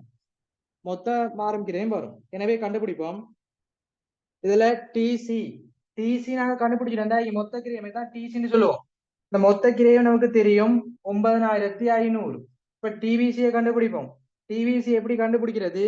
இதுல தரப்பட்டிக்கு 600 தர 10,000 பெருக்கி எடுங்க. 600 தர 10,000 3 சைபர் சேர்த்தா 6000 6000 1000 வரும். அதாவது 60 லட்சம். உங்களுக்கு மேல 3 சைபர் கட் பண்ணி தான் 9500 வந்தீங்க. மேல கேள்வியில பாருங்க 3 சைபர் கட் பண்ணி தான் பெருமையை தந்திக்கிறான். அப்ப 9500 3 சைபர் கட் பண்ணி, அப்ப இதை 3 சைபர் கட் பண்ணி எடுத்தா 6000 டிவிசி. எனவே மொத்தம் 9500. அதுல 6000 போனா எஃப்சி என்ன? 3500. ஓகேயா? இது உங்களுக்கு எல்லை கிரேவிலையும் தொடர்பு படும் இந்த சமன்பாடு. எனவே முதலாவதுக்கு ஆன்சர் மூலக்கிரயம் பிளஸ் மேந்தலை 7500, உற்பத்தி கிரயம் பிளஸ் உற்பத்தி எல்லா 9500. தொடர்பான கேள்வி எல்லாம் ஒன்னு பிள்ளண்டா மத்த எல்லாம் பிழையாகும். அடுத்து டிசி 3 9500 போடுவோம். டிவிசியை கண்டுபிடிப்போம். அலகுக்கு இவ்வளோ, மொத்த அலகு தரபடி பெருக்குனா 6000 3 சைபர் கட் பண்ணா. எனவே 9500ல 6000 போனா 3500 எஃப்சி.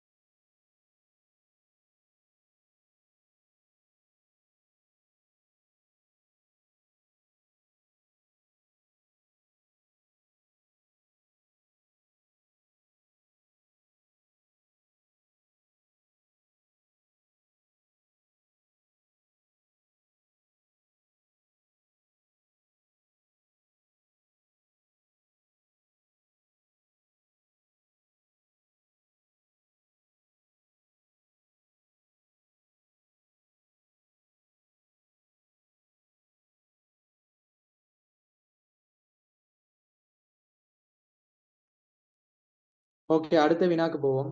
47 48 49 50 இறுதி 4 வினாக்களை பார்ப்போம். பாருங்க, கிரைய வகைப்படுத்தல் முகாமை கணக்கீட்டுல படிச்சுப்போம். எவ்வளவு தியரியில அப்படியே போட்டுக்கிறான். முதலாவது இருப்பு மதிப்பீட்டுக்கு அமைய எப்படி, அதுல நடத்தையின் அடிப்படையில எப்படி நோட் பண்ணி கொள்வோம்.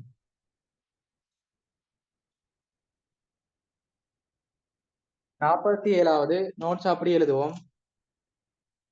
உங்களுக்கு முகாமை கணக்கீட்டுல கிரைய வகைப்படுத்தல், அந்த கிரைய வகைப்படுத்தல பிரதானமா சொல்லிக்கிறான். இருப்பு மதிப்பீடு, ஒரு இருப்ப மதிப்பீடு செய்யற நிபந்தனைகளை எப்படி கிரையத்தை வகைப்படுத்துவோம், அதுல நடத்தையின் அடிப்படையில எப்படி வகைப்படுத்துவோம். தம்பி, நடத்தைன்னு சொல்றது என்னன்னா, உற்பத்தி வெளியீட்டுக்கமைய அந்த கிரயம் என்ன நடக்குது. உற்பத்தி அதிகரிச்சா அதிகரிக்குதா, உற்பத்தி குறைஞ்சா குறையுதா. அப்படி இல்ல, உற்பத்தி அதிகரிச்சாலும் குறைஞ்சாலும் மாற்றம் இல்லாம இயங்குதா. இதுதான் நடத்தை. தெளிவா விளங்கிக் கொள்ளணும். நடத்தைன்னா என்ன? உற்பத்தி வெளியீட்டுக்கமைய கிரயம் அதிகரிக்குதா குறையுதா, அல்லது உற்பத்தி வெளியீட்டுக்கமைய மாற்றம் இல்லாம இதுதான் நடத்தை. அப்ப இப்ப எல்லாருக்கும் தெளிவா சொல்லலாம், நடத்தையின் அடிப்படையில எப்படி கிரயங்களை வகைப்படுத்துறது. எழுதிக்கோங்க. மாறும் கிரயம், நிலையான கிரயம். மாற்றமடைஞ்சா மாறும், அல்லது நிலையான கிரயம்.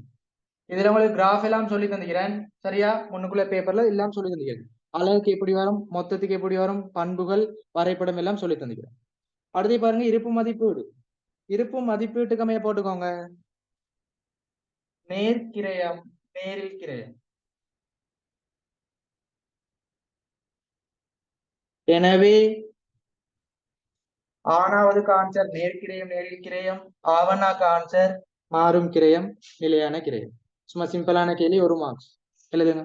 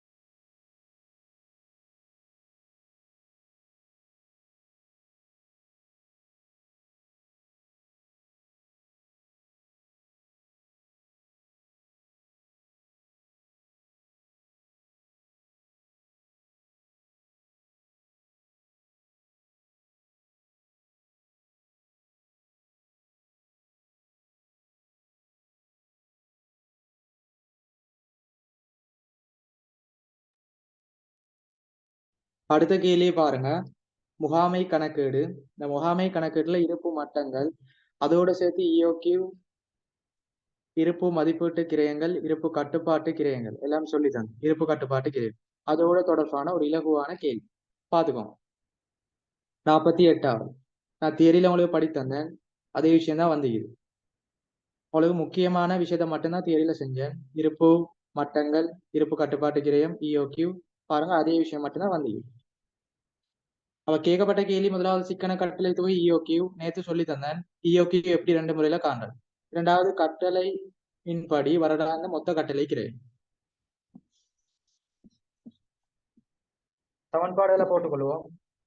48வது இஓக்யூ, இரண்டாவது மொத்த கட்டளை கிரயம். மொத்த கட்டளை கிரயத்துக்கு சமன்பாடு போடுங்க. கட்டளைகளின் எண்ணிக்கை அலகொன்றுக்கான கட்டளை கிரயம்.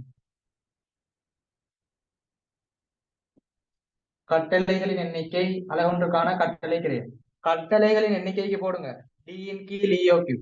அதாவது வருடாந்த கேள்வி, வருடாந்த கேள்வியின் கீழ் கட்டளையின் எண்ணிக்கை வரும். எக்ஸ்ட்ரா செய்ய வேண்டிய விஷயம். கட்டளையின் எண்ணிக்கையை அவன் தரலாட்டி கட்டளையின் எண்ணிக்கையை கண்டுபிடிச்சுதான் பெருக்கணும். ரெண்டாவது இஓக்யூ பாருங்க. இஓக்யூ உச்சரிப்பு மட்டத்தை வச்சு கண்டுபிடிக்கலாம் அல்லது டிரெக்டா சமன்பாடு போடலாம். இதுல டிரெக்ட் சமன்பாட்டுக்கு தரப்படி போட்டுக்கோங்க. 2D CO கீழ் CH முழுவதின் வர்க்க மூலம். உங்களுக்கு கால்குலேட்டர் எக்ஸாமு கொண்டும் போது வர்க்க மூலம் ஈக்காண்டு பாருங்க. இந்த ஒரு கேள்விக்கு தேவைப்படும். ஏன்னா டைம் வேஸ்ட் பண்ண தேவையில்ல, சும்மா கிளிக் பண்ணா ஆன்சர் வரும். எனவே போட்டுக்கொள்வோம். முதலாவது 2 சொல்றது அப்படியே 2 போடணும். டீண்டா வருடாந்த கேள்வி, சியோண்டா கட்டளை கிரயம், சிஹெச்டா இருப்பு பராமரிப்பு அல்லது இருப்பு வைத்தற் கிரயம், அப்படி போட்டுக்கொள்ளும். முதலாவது இதுல டிஏ பாருங்க, வருடாந்தம் மட்டும்தான் போடலாம். இதுல மாதாந்தம் அல்லது காலாண்டு கேள்வி வந்தா வருடாந்தத்துக்கு கண்டுபிடிச்சு போடணும். வருடாந்த கேள்வி டிரெக்டா தந்துதான் 3200. அடுத்து சியோண்டா கொஸ்ட் ஆஃப் ஆர்டர் கட்டளை கிரயம் பாருங்க 1000. அடுத்து சிஹெச்னா இருப்பு வைத்தற் கிரயம், மூல கிரயத்தில் 20 வீதம். அப்ப இதே 48வது கேள்வி நான் தியரி கிளாஸ்ல செஞ்சுக்கனா இல்லையா, நாம செஞ்சுக்கிறோமா இல்லையான்னு நீங்களே யோசிச்சு பார்க்கணும். இதே பேட்டர்ன்ல சொல்லி தந்துக்கிறேன். அதே விஷயம் தான் ஃபைனல்ல போட்டுக்கிறேன். மூலக்கிரயம் பாருங்க, மூல பொருட்கிரயம் பாருங்க 800. அந்த 800ல 20 வீதம் தான் இருப்பு வைத்த கிரயம். எனவே 800க்கு 20 வீதம் கண்டுபிடிங்க. நம்ம 800க்கு 10 வீதம் தான், ஒரு சைபரை கட் பண்ணா 80, 20 வீதம் தான் 2000 பிரிக்க விடுங்க. எனவே 160. எனவே 160 முழுவதின் வர்க்கம். இப்போ மேலே பெருக்கி எடுப்போம். 2 தர 3200 தர 1000 பெருக்கி எடுத்து 120ஆல பிரிங்க. ஆன்சர் வரும் 40000 முழுவதின் வர்க்கமூலம். இப்ப எப்படி வர்க்கமூலத்தை இல்லாமக்குறேன்? இலகுவானது. முதலாவது இந்த 2 சைபரை கட் பண்ணி ஒரு சைபர் போடுங்க. 2 கட் பண்ணி ஒரு சைபர். 4க்கு வர்க்கமூலம் 2. எனவே 200 அலகுகள். சரியா? முதலாவது ஆன்சர் 200 அலகு. அடுத்து பாருங்க, கட்டளை எண்ணிக்கையை போடுங்க. 3200 பாருங்க 200. எனவே 3200 200 பிரிச்சு கட்டளை எண்ணிக்கையை போடுங்க. 16. கட்டளை கிரயம் தரப்பட்டிக்கு 1000. அப்படி போடுங்க. எனவே மொத்த கட்டளை கிரயம் 16,000 ரூபா. எனவே 48வது கேள்வி EOQ 200 அலகுகள், மொத்த கட்டளை கிரயம் 16,000.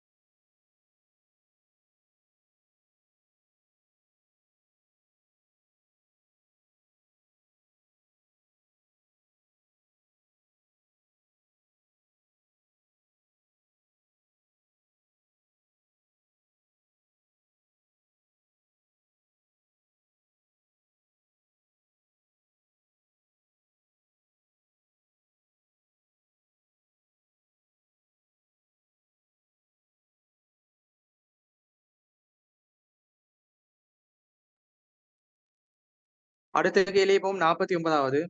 உங்களுக்கு ஏற்கனவே சொல்லி தந்தேன். 29 49 எல்லை கிரேவில் ஆயிக்கும். 30 50 முதலீட்டு தீர்மானமாய். அப்ப 49 பாருங்க, எல்லை கிரேவி. ஏற்கனவே சொல்லி தந்த ஒரு பேட்டர்ன்ல தான் கேட்டுக்கிறேன். அப்ப நார்மலா டிரெக்டா தரவுகளை தருவான், சமன்பாடை போடுவோம். அப்படி இல்லையா கொஞ்சம் டிஃப்ரெண்டா தருவான். அந்த 2 பேட்டர்ன்ல தான் எல்லை கிரேவில் போடுவான். அப்படி இல்லையா நோட்ஸ் கேள்வி போடுவான். இதுல பாருங்க, மொத்த நிலையான கிரயம் விற்பனை விலை. இப்ப நிலையான கிரயம் நாங்க இதுக்கு முன்னுக்கு எப்படி செஞ்சோமோ அதே மாதிரி தான் செய்யறது. அடுத்து அளவுண்டுக்கான விற்பனை விலை பாருங்க.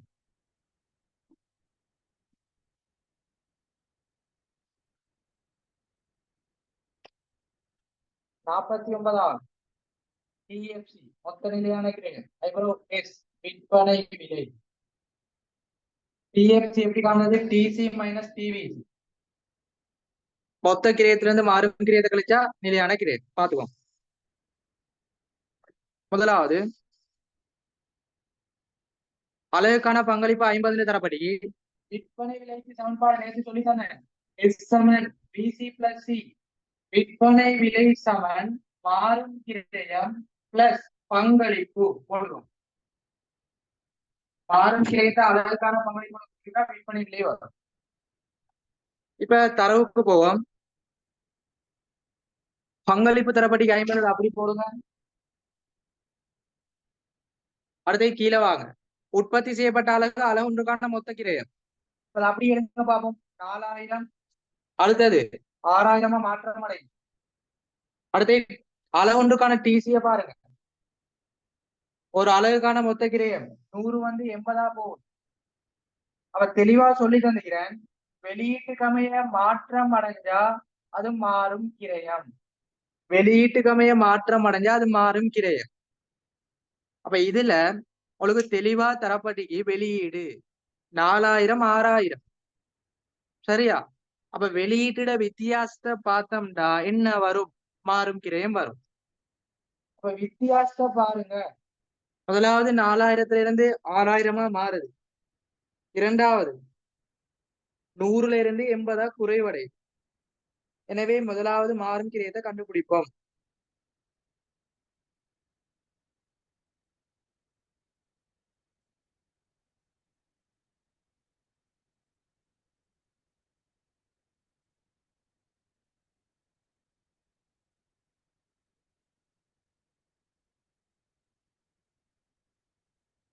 சரியா? இதுல பாருங்க, நமக்கு தேவையானது மொத்த மாறும் கிரயம் தானே கேட்டீங்க. எனவே இதுல அலகொன்றுக்கான மொத்த கிரயமும் உற்பத்தி செய்யப்பட்ட அலகு தானே தந்திக்கு. எனவே அலகொன்றுக்கானதை உற்பத்தியாளர்களை பிரிக்கு மொத்த கிரயத்தை முதலாவது எடுப்போம். இதுல அளவொன்றுக்கானதுதான் நாங்க மொத்த கிரியத்தை முதலாவது எடுப்போம், அதுக்கு பிறகு மாற்றத்தை பார்ப்போம். மொத்த கிரியத்தை எடுத்தீங்கன்னா 4000 தர 100, அடுத்தது 6000 தர 80, அளவொன்றுக்க எண்ணிக்கையால பிறகுன்னா மொத்த கிரியம் வரும். என்ன பெருக்கி போடுங்க, 4000 தர 100 முதலாவது,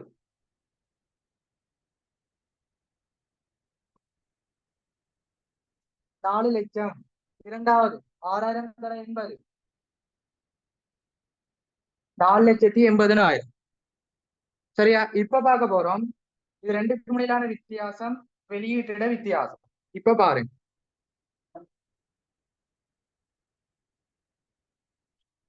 டிவிசின்னு சொல்றது டெல்டா டிசியின் கீழ் டெல்டா கியூ. மொத்தம் ஆறும் கிரியம்னு சொல்றது மொத்த கிரியத்துல வித்தியாசத்தின் கீழ் வெளியீட்டின் வித்தியாசம். எனவே மொத்த கிரியத்துல வித்தியாசம் பாருங்க 80,000. 4ல இருந்து 4,80,000 போனா 80,000 ஆகுது. வெளியிட பாருங்க 4000 இருந்து 6000, 2000 ஆகுது. எனவே அளவொன்றுக்கான அந்த மாறும் கிரியத்தை பாருங்க, டிவிசிய பாருங்க, அதாவது அளவொன்றுக்கான மாறும் கிரியம். சரியா? பாத்துக்கோங்க, 40. எனவே மாறும் கிரியம் கண்டுபிடிச்சிட்டோம் 40. இப்ப விற்பனை விலை இலவா கண்டுபிடிக்கலாம். மாறும் கிரியம் 40 போடுங்க, ரெண்டையும் கூட்டிட்டா 90. விற்பனை விலை முதலாவது ஓகே. இப்ப ரெண்டாவதுக்கு வாரம் டிஎஃப்சி கண்டுபிடிச்சு ரெண்டு வெளியீட்டு மட்டத்திலையும் கண்டுபிடிப்போம், இலகுவாக கண்டுபிடிக்கலாம். பாருங்க, முதலாவது டிசி பாருங்க 4 லட்சம், ரெண்டாவது வெளியீட்டு மட்டத்துல பாருங்க 4,80,000. இந்த ரெண்டு வெளியீட்டு மட்டத்தையும் கண்டுபிடிச்சு பார்ப்போம், ஒரே ஆன்சர் வருதான். அப்ப முதலாவது 4000 அலகுல, 4000 அலகுல மாறும் கிரியத்தை பாருங்க, 4000 தர 40, மொத்த மாறும் கிரியம் பெருக்கி எடுங்க, 1,60,000. அதை கழிங்க. தமிழ 4000 அலகுல மொத்த டிசி வந்து 4 லட்சம், அதாவது டிவிசி மொத்த மாறும் கிரயம் இதுல விசின்னு வரும். மொத்தம் மாறும் கிரயம் எவ்வளவுனா 4000 தர 40, 1,60,000. எனவே 4 லட்சத்துல 1,60,000 போன ஆன்சர் 240 டிஎஃப்சி. அதே போல இந்த 6000 அலகுல பார்ப்போம், மொத்தம் 6000 அலகுல டிசி 4,80,000. இந்த 6000 அலகுல டிஎஃப்சிய பாருங்க, 6000 தர 40 பெருக்கி எடுத்தா போட்டுக்கோங்க 2,40,000. 4,80,000ல 2,40,000 போனா ஆன்சர் 2,40,000. எனவே எந்த வெளியீட்டு மட்டத்துல எடுத்தாலும் உங்களுக்கு நிலையான கிரயம் 2,40,000 வரும். எனவே ஆன்சர் 2,40,000. சரியா? மிக இலகுவான ஒரு பேப்பர் 2021, 20 விட இலகுவாய். நோட் பண்ணுங்க, உங்களுக்கு கஷ்டமா பேப்பர் வராது. நான் செஞ்சு விடுற பார்ட் பண்ண செஞ்சாலே போதும், 45 மேல எடுக்கலாம். அதை மட்டும் கவனத்துல எடுத்து கிளாஸ் மிஸ் பண்ணாம எக்ஸாம் வரைக்கும் படிச்சுக்கோங்க.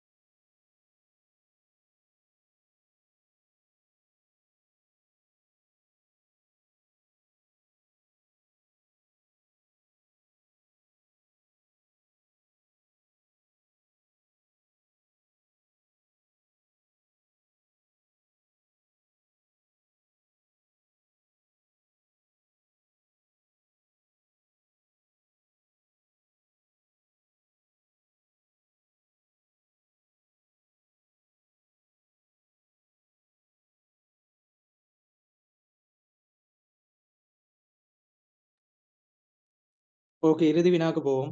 முதலீட்டு தீர்மானம்.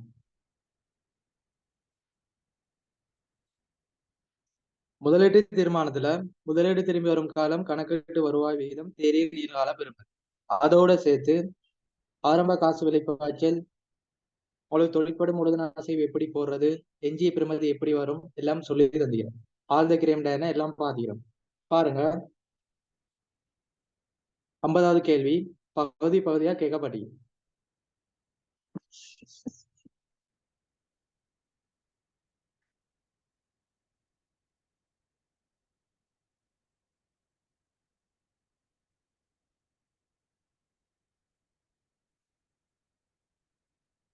முதலாவது ஆரம்ப காசு வெளிப்பாய்ச்சல்.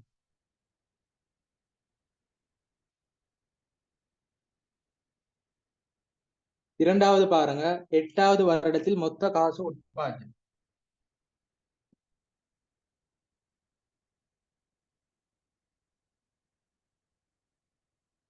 அடுத்தது பாருங்க முதலாவது வருடத்தில் வருடாந்த செயற்பாட்டு லாபம்.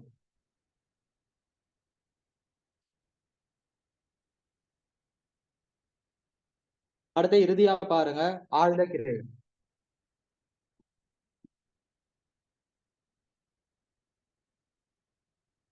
உங்களுக்கு ஏற்கனவே சொல்லி தந்துகிறேன், ஒரு முதலீட்டு தீர்மானத்துல அந்த காசு பாய்ச்சலை மதிப்பீடு செய்யும் போது அதுல உள்ளடங்கக்கூடிய விடயங்கள், உள்ளடங்க முடியாத விடயங்கள், அதுல உள்ளடங்க முடியாத விடயங்கள்ல ஆழ்ந்த கிரேமும் நோட்ஸ்ல தந்துகிறது.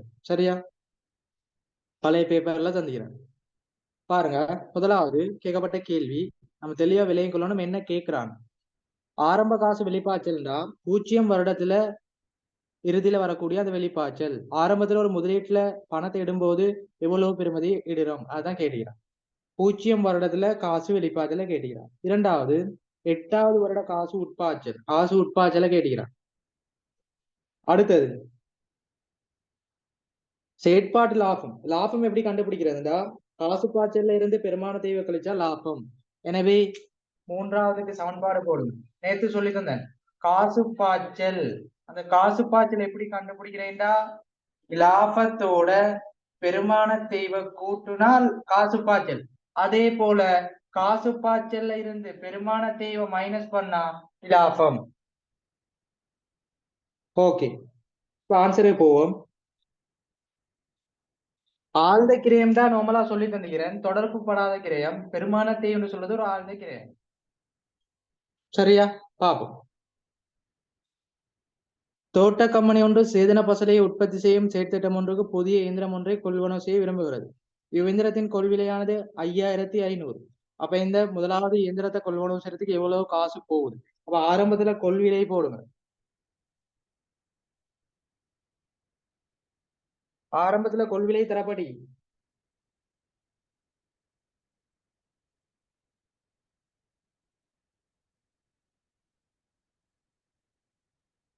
5500. அடுத்த தொடர்ச்சியா பாருங்க. அதன் எதிர்பார்க்கப்பட்ட பயன் தருவாய் காலம் எஞ்சிய பெறுமதி முறையே 8 வருடங்கள் 700 ஆகும். இக்கம்பெனியின் செயற்திட்ட அறிக்கையை தயார் செய்வதற்கு 60,000 செலுத்தியது. அறிக்கை தயாரிப்பு. சரியா? காசெல்லாம் உருப்படி பெருமான தேய்வும் ஆழ்ந்த கிரேம்பு சொல்றது தெளிவா விளைவிக்கோங்க.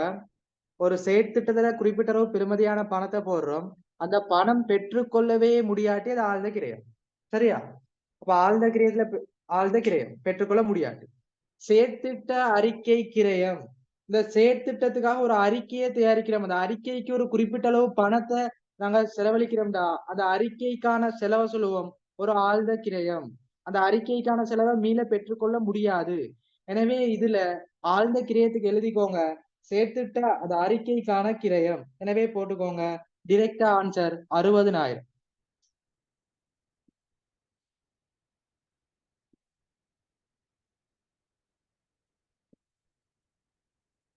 அடுத்தது பாருங்க. இச்செயற்திட்டத்தின் ஆரம்பத்தில் 1,80,000 தொழிற்படும் மூலதனமாக தேவைப்படுது. அப்ப நான் தெளிவா சொல்லி தந்துகிறேன். தொழிற்படு மூலதனம்னு சொல்றது 2 பண்பு மாதிரி வரும். இருமுறையில பதிவு செய்யணும். ஆரம்பத்துல வெளிப்பாய்ச்சலா வரும், இறுதியில உட்பாய்ச்சலா வரும். தொழிற்படும் மூலதனம் நோட் பண்ணிக்கோங்க. தொழிற்படும் மூலதனம் ஆரம்பத்துல வெளிப்பாய்ச்சலா போடணும், இறுதியில உட்பாய்ச்சலா போடணும். அதே போல எஞ்சிய பெறுமதி இறுதி வருடத்தில் உட்பாய்ச்சலா போடணும். எனவே தொழிற்படு மூலதனம் ஒரு ஆரம்பத்துல வெளிப்பாய்ச்சல், எனவே கொள்விலை 5500, இப்ப தொழிற்படு மூலதனம் போடுங்க 150, ரெண்டும் பிராக்கெட் தான். எனவே ஆன்சர் 5650. முதலாவது வெளிப்பாய்ச்சல் என்பதால பிராக்கெட், எனவே முதலாவதுக்கு ஆன்சர் 5650 போட்டுக்கோங்க. நார்மலா பிளஸ்ல போடுங்க, 3 சைபர் சேர்த்து 5650. நான் ஏன் பிராக்கெட் பண்ணி காட்டினா வெளிப்பாய்ச்சல் என்பதால பிராக்கெட். செயற்படும் பொழுது நம்ம ஆரம்பத்தில் வெளிப்பாய்ச்சல், இறுதி உட்பாய்ச்சல், எஞ்சிய பெறுமதி இறுதியில உட்பாய்ச்சல். முதலாவதுக்கு ஆன்சர் 5650. ஆழ்ந்த கிரயம் அறிக்கை செலவு 60,000. இப்ப வாரம் 8வது வருட உட்பாய்ச்சல். நம்ம தொடர்ச்சியா பாருங்க. செயற்திட்டத்தின் இறுதி காலத்தில் மீள பெற்றுக்கொள்ள முடியும். மீள பெற்றுக்கொள்ள முடியும்னா உட்பாய்ச்சல். திருப்பி சொல்லுகிறான், செயற்திட்டத்தின்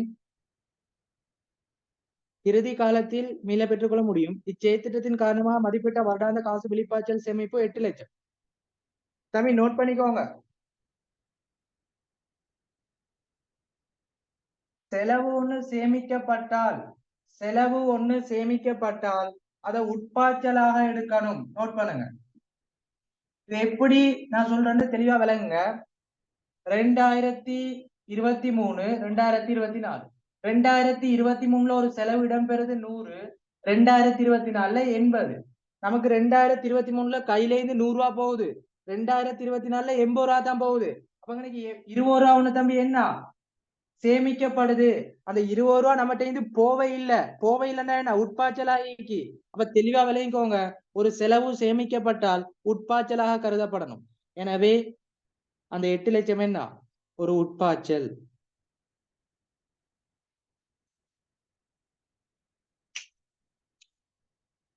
எனவே போட்டுக்கொள்வோம். 8வது வருடத்தில் காசு உட்பாய்ச்சல் போட்டுக்கோங்க. முதலாவது உட்பாய்ச்சலா என்னெல்லாம் வரும்னு சொல்லிக்க.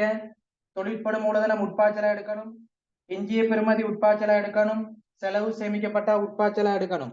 அப்படி இல்லையா வருடாந்த உட்பாய்ச்சல் தந்தா உட்பாய்ச்சல் போடணும். எனவே இதுல 3 விஷயம் நீக்கி தொழிற்படும் மூலதனம் எஞ்சிய பெறுமதி சேமிக்கப்பட்டது 3ஐயும் அப்படி எழுதி விடுங்க. முதலாவது தொழிற்படும் மூலதனம் 150. இரண்டாவது செலவு சேமிக்கப்படுறது 800. அடுத்தது எஞ்சிய பெறுமதி 700. 3ஐயும் கூட்டி விட்டா உட்பாய்ச்சல். அப்படியே கூட்டி விடுங்க 1650.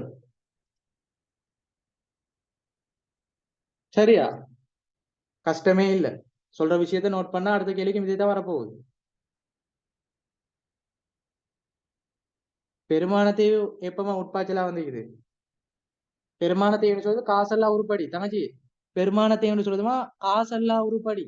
அது காசு இல்ல, காசு பாய்ச்சலுக்குள்ள பெருமானத்தை வருமா? காசெல்லாம் உருப்படின்னு சொல்லுவோம். உட்பாய்ச்சல் வெளிப்பாய்ச்சல் மட்டும்தாங்க வருது, அது காசெல்லாம் உருப்படி. சரியா? ஓகே. அப்ப இறுதியா எந்த கேள்வி பார்க்கணும்? முதலாவது வருட செயற்பாட்டு லாபம். செயற்பாட்டு லாபம் சொன்னா காசு பாய்ச்சல் இருந்து பெருமானத்தையும் கழிக்க. அப்ப காசு பாய்ச்சல் அவனே சொல்லிக்கிறான் பாருங்க. சேர்த்ததின் காரணமா வருடாந்த காசு வெளிப்பாய்ச்சல் சேமிப்பு. அப்ப வருடாந்த காசு பாய்ச்சல் அவன் தந்திக்கிறான் 800. அந்த காசு பாய்ச்சல்ல இருந்து பெருமானத்தையும் கழிங்க, என்ன வரும்? லாபம் வரும். இப்ப பெருமான தேய்வு கண்டுபிடிக்கும். பெருமான தேய்வு சமன் கிரயம் மைனஸ் எஞ்சிய பெறுமதி, அதன் கீழ் பயன் தரு ஆயுட்காலம். அப்ப இதுல தந்திக்குது, தெளிவா பாருங்க. முதலாவது கிரயம் 5500. அடுத்து எஞ்சிய பெருமதி தரப்பட்டிக்கு பாருங்க 700. பயன் தரு ஆயுட்காலம் 8. எனவே பெருமான தேய்வு எவ்வளவு? 5500 700 4800. 4800 8ஆல பிரிச்சா 600. பெருமான தேய்வு 600. எனவே காசு பாய்ச்சல் 800, பெருமான தேய்வு 600, லாபம் 200. ஓகேயா? இந்த கேள்விய பாருங்க, இவ்வளவு விஷயம் படிச்சுட்டு சொல்றதை தனித்தனியா நோட் பண்ணி படிக்கிறேன். உங்களோட டேலண்ட்ல சொல்ற மாதிரி படிங்க.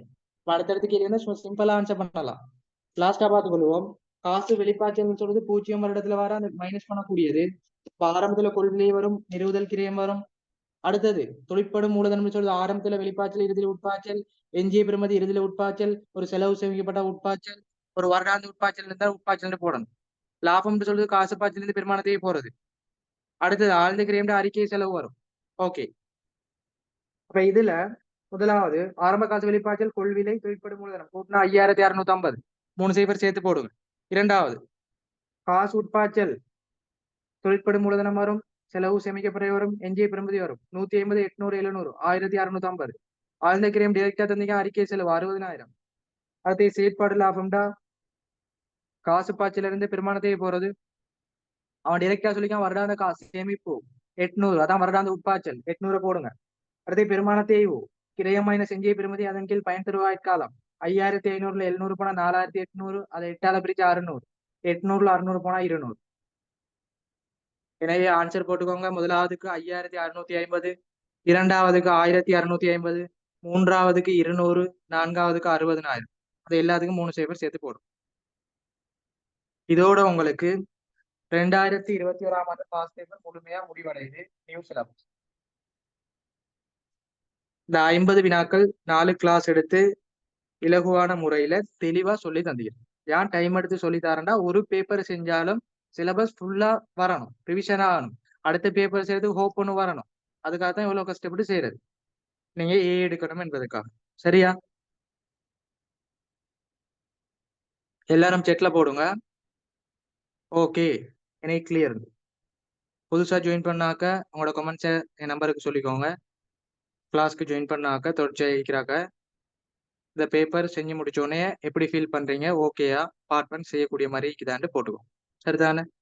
இன்ஷால்லா தொடர்ச்சியா எக்ஸாம் வரைக்கும் தொடர்ச்சியா பேப்பர் செய்வேன். சரியா?